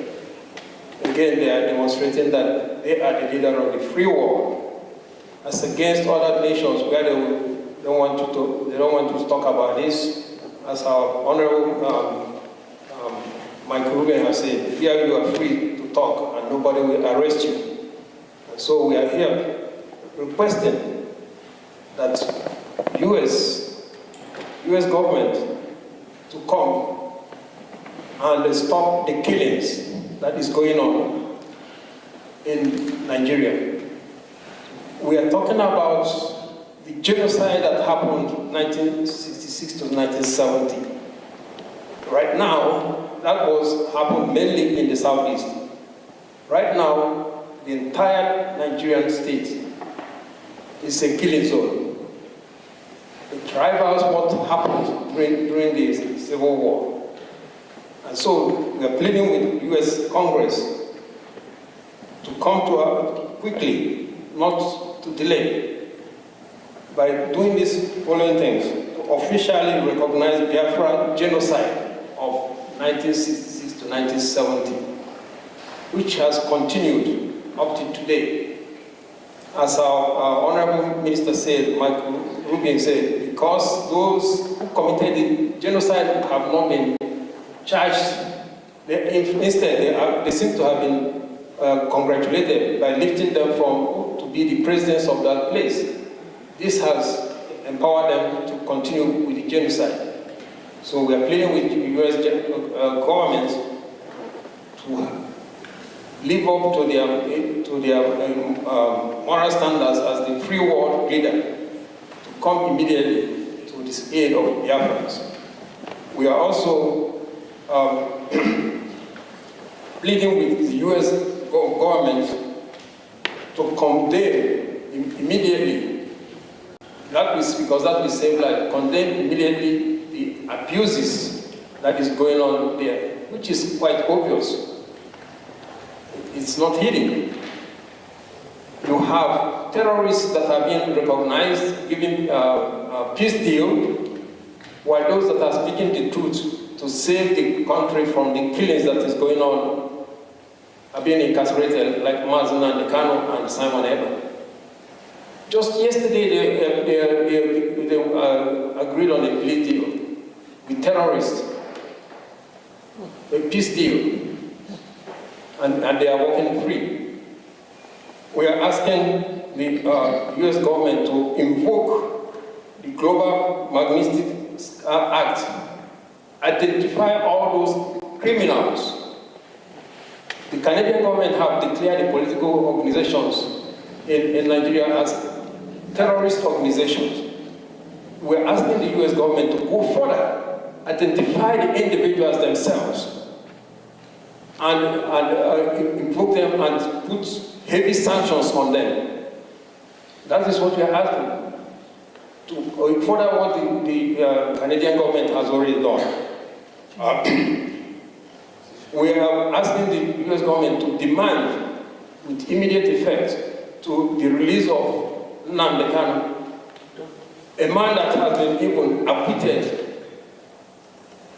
in some of the courts in that Federal Republic of Nigeria. Several courts have discharged him and acquitted him, and in fact requested that the government compensate him. Outside UN have already also requested that he be released immediately. Kenyan government has come out openly to say that he was extraordinarily rendition. He was kidnapped from Kenya, that he should be released, and on no basis should he be tried for anything because of the illegality that they practice on him and abuses.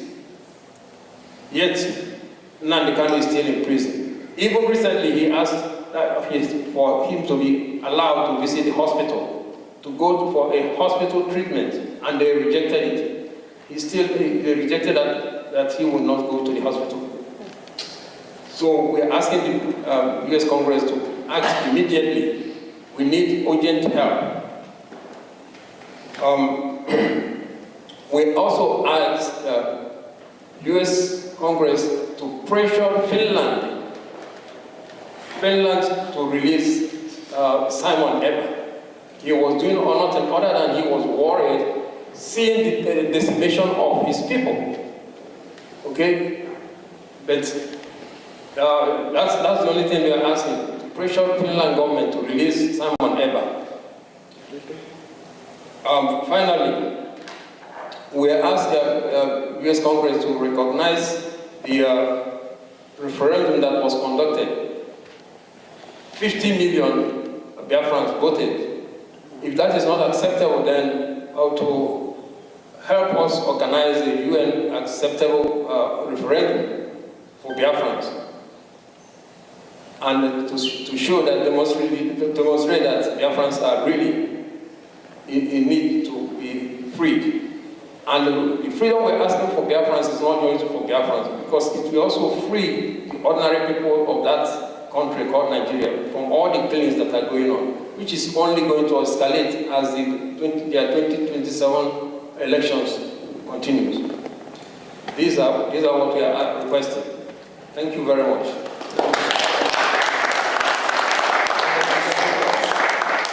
Just to add one single thing to what he said, something that is very dear to me. I really wish that the United States Congress and the United States government would help us pressure Nigeria. I would like for the genocide that took the life of over 5 million of my people to be recognized. If today we speak about the Holocaust, there is no reason why we shouldn't speak about the death of over 5 million Biafrans. Thank you very much.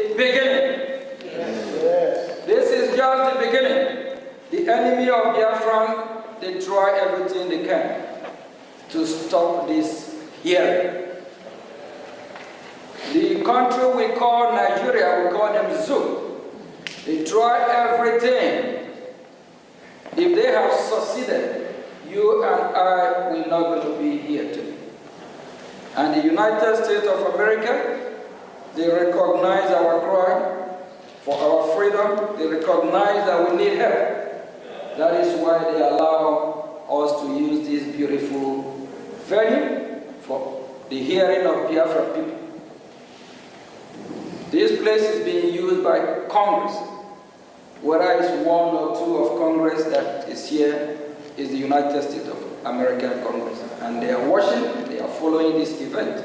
So we appreciate it. Thank you all. This is just the beginning.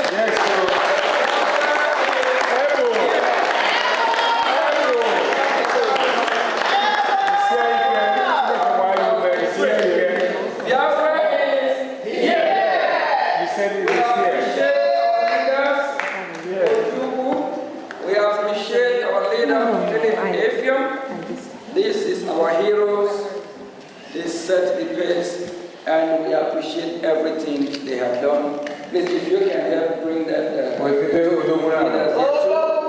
Yes. They show us the way, and we follow the way. Yes, sir.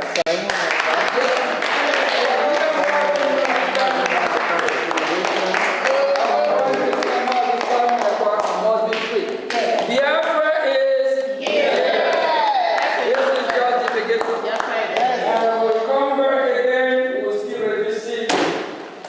Capital, and we'll keep pushing, and we believe the United States of America will hear our voice. Thank you all, and God bless. Thank you.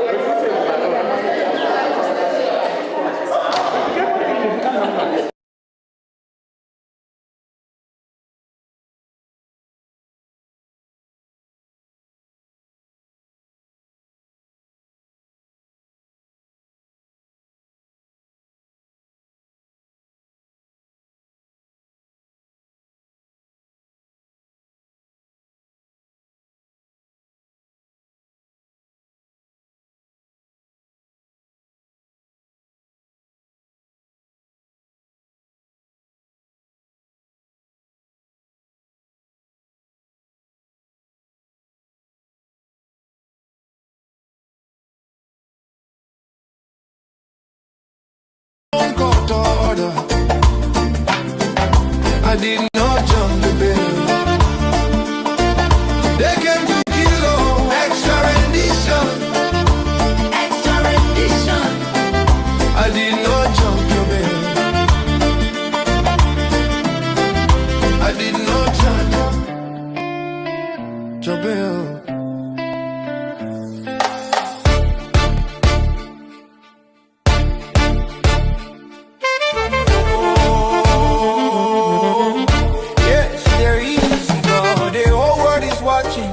I did not jump it.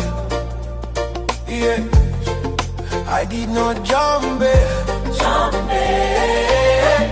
They came to my house to kill me, to kill like Legos. Like it all gets started.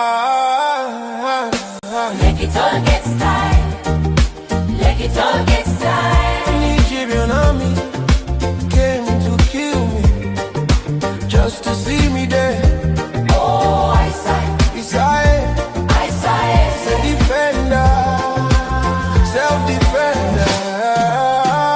We are jumping. I did not jump it. I stand tall, I stand firm to defend myself.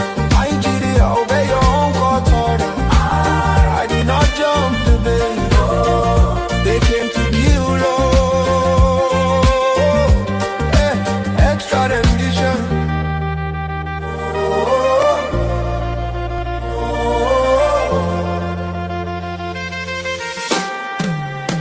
extra rendition.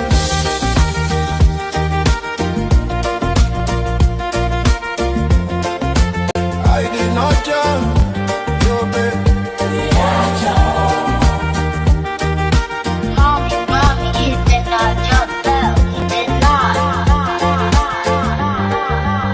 I did not jump your bed.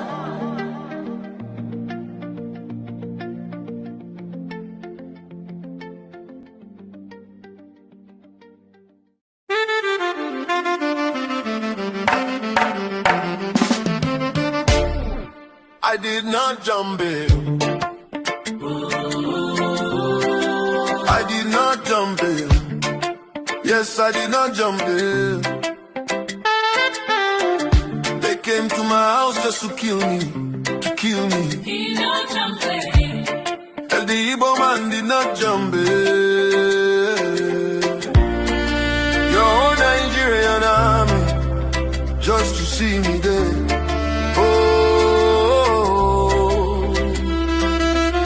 Your own cause said a defendant did not jump bail. Defendant did not jump bail. I need my witnesses in court to testify in Abuja. Oh, your own court ruling my lord. He did not jump bail. Igbo man does not run. Must not jump your bail.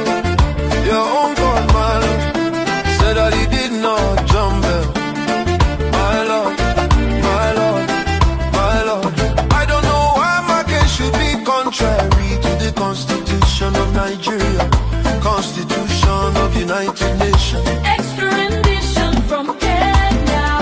Your own God, my Lord, I am dead already, yes, dead already. The only thing that can bring me back is Biafra. This life is meaningless without freedom, real freedom. Biafra, African man, freedom, Igbo nation. Biafra. Oh, rise up like the rising sun, Nigeria, Nigeria, divide peacefully. Referendum, Let them go. referendum. Now is African man, freedom. Oh, Nigeria, your own call ruling, my Lord, my Lord. Your own call, my Lord. I did not jump bail. Igbo man does not run.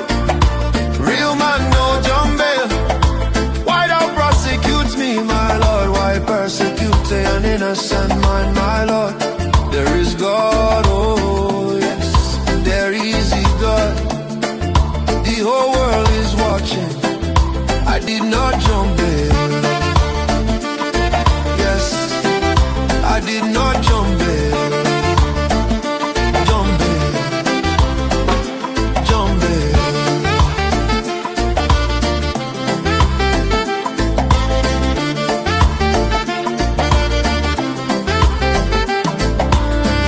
They came to my house to kill me, to kill like Lagos. Let it all get style. Let it all get style.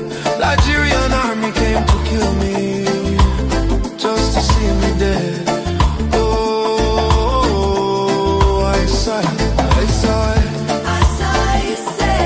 Defender, Self-defender, did not jump in. I did not jump in. Stand tall and stand firm. To defend myself, Nigeria, obey your own court order. I did not jump the bill. They came to kill, oh, extra rendition. Extra rendition. I did not jump your bill. I did not jump your bill.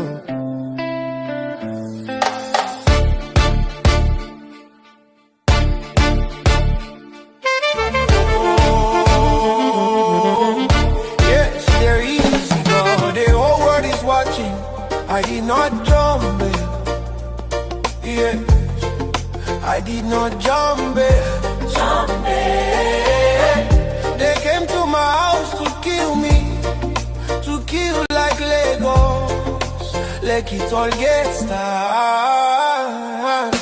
Like it all gets tired.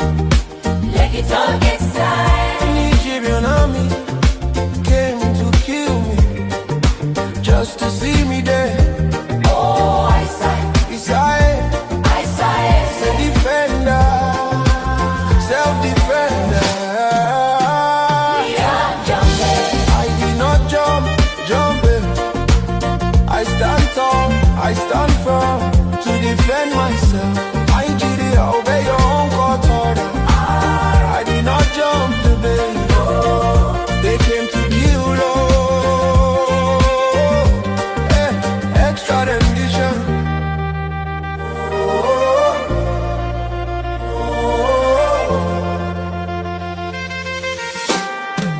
Extra rendition.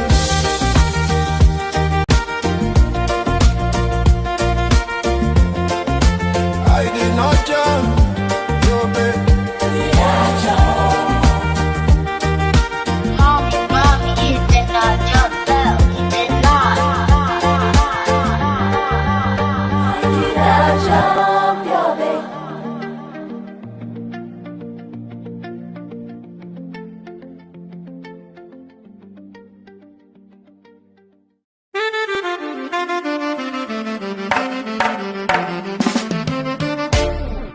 I did not jump it. I did not jump it. Yes, I did not jump it.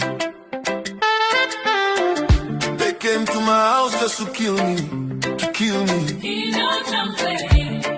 And the Igbo man did not jump it.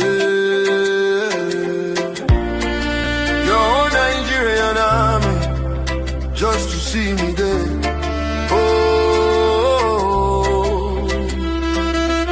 Your own court said that defendant did not jump bail. Defendant did not jump bail. I need my witnesses in court to testify in Abuja. Oh, your own court ruling my lord. He did not jump bail.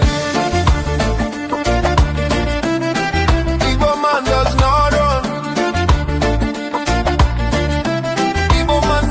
Not jump your bail.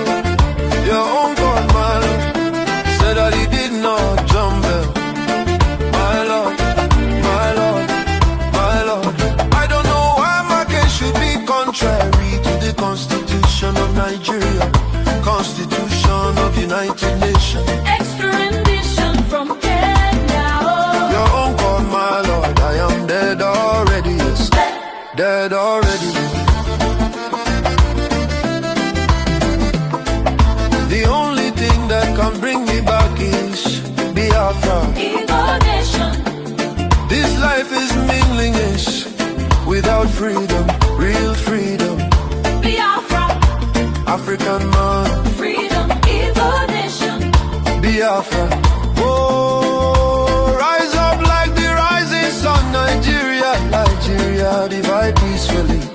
Referendum. Let them go. Referendum.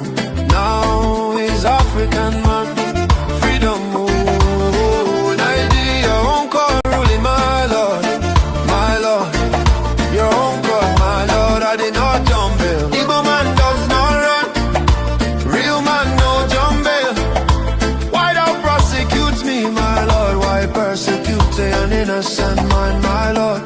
There is God, oh yes, there is a God. The whole world is watching. I did not jump in. Yes, I did not jump in. Jump in.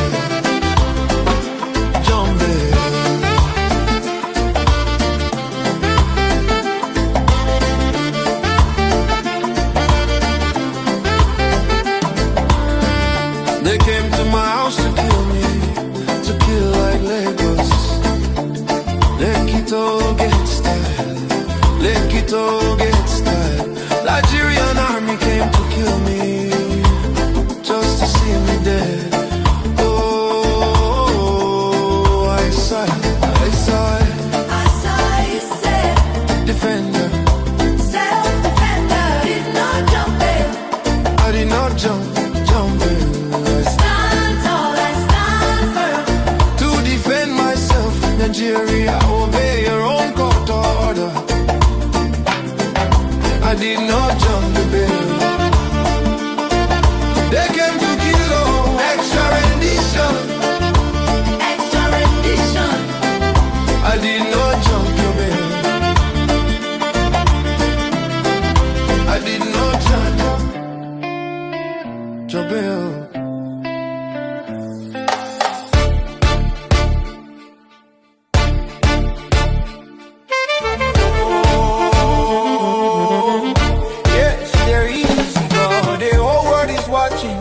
I did not jump it.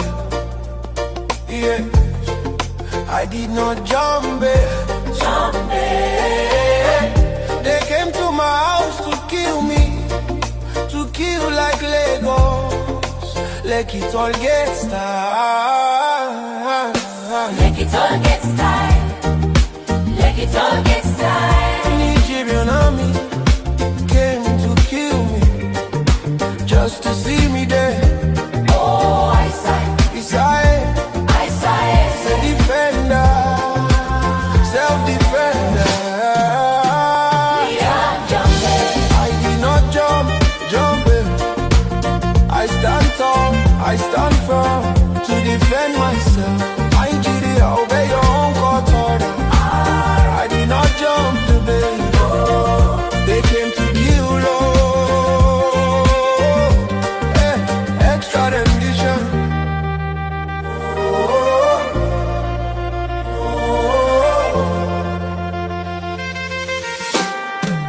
Extra rendition.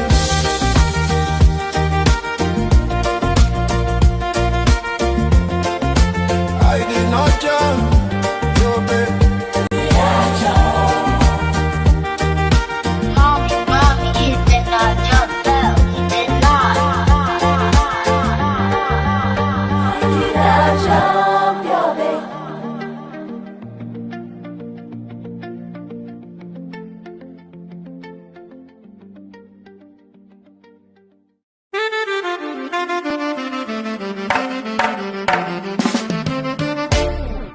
I did not jump it. I did not jump it. Yes, I did not jump it. They came to my house just to kill me, to kill me. Did not jump it. And the Igbo man did not jump it. Your own Nigerian army just to see me there.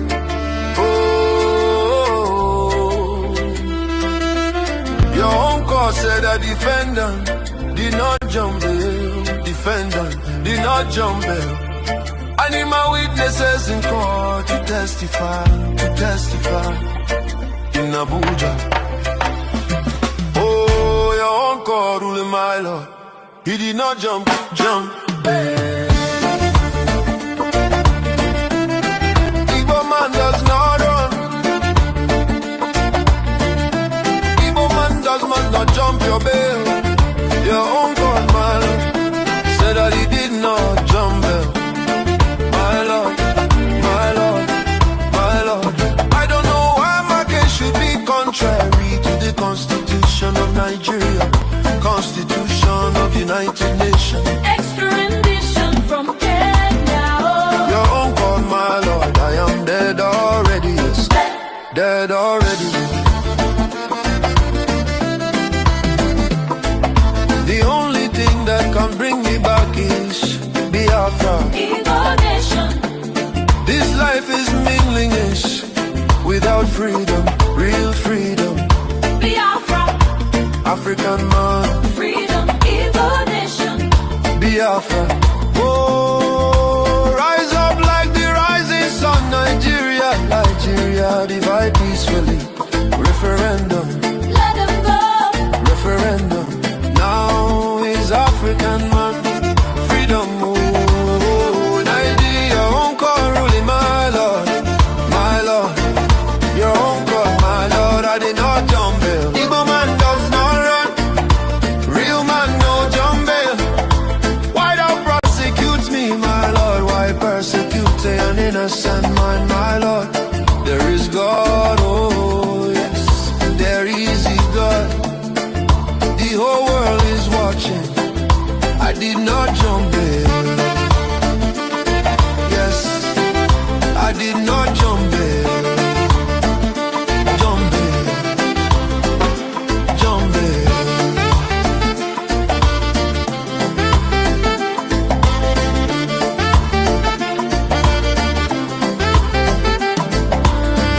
They came to my house to kill me, to kill like Lagos. Lekito get style, Lekito get style. Nigerian army came to kill me, just to see me dead. Oh, I saw it, I saw it. I saw you say, Defender, self-defender, did not jump in. I did not jump in. Stand tall and stand firm. To defend myself, Nigeria, obey your own court order. I did not jump the bail. They came to kill, oh, extra rendition. Extra rendition. I did not jump your bail. I did not jump your bail.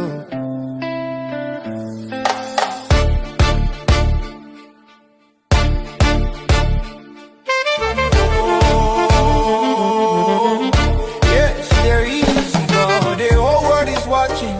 I did not jump it. Yeah, I did not jump it. Jump in. They came to my house to kill me, to kill like Legos. Like it all gets tired. Like it all gets tight. Like it all gets tight. Nigerian army came to kill me, just to see me dead. Oh, I sigh. Beside, I sigh. the defender, self-defender. We are jumping. I did not jump it. I stand tall, I stand firm to defend myself. Nigeria, obey your own court order. I did not jump the bail. They came to kill, oh, extra rendition.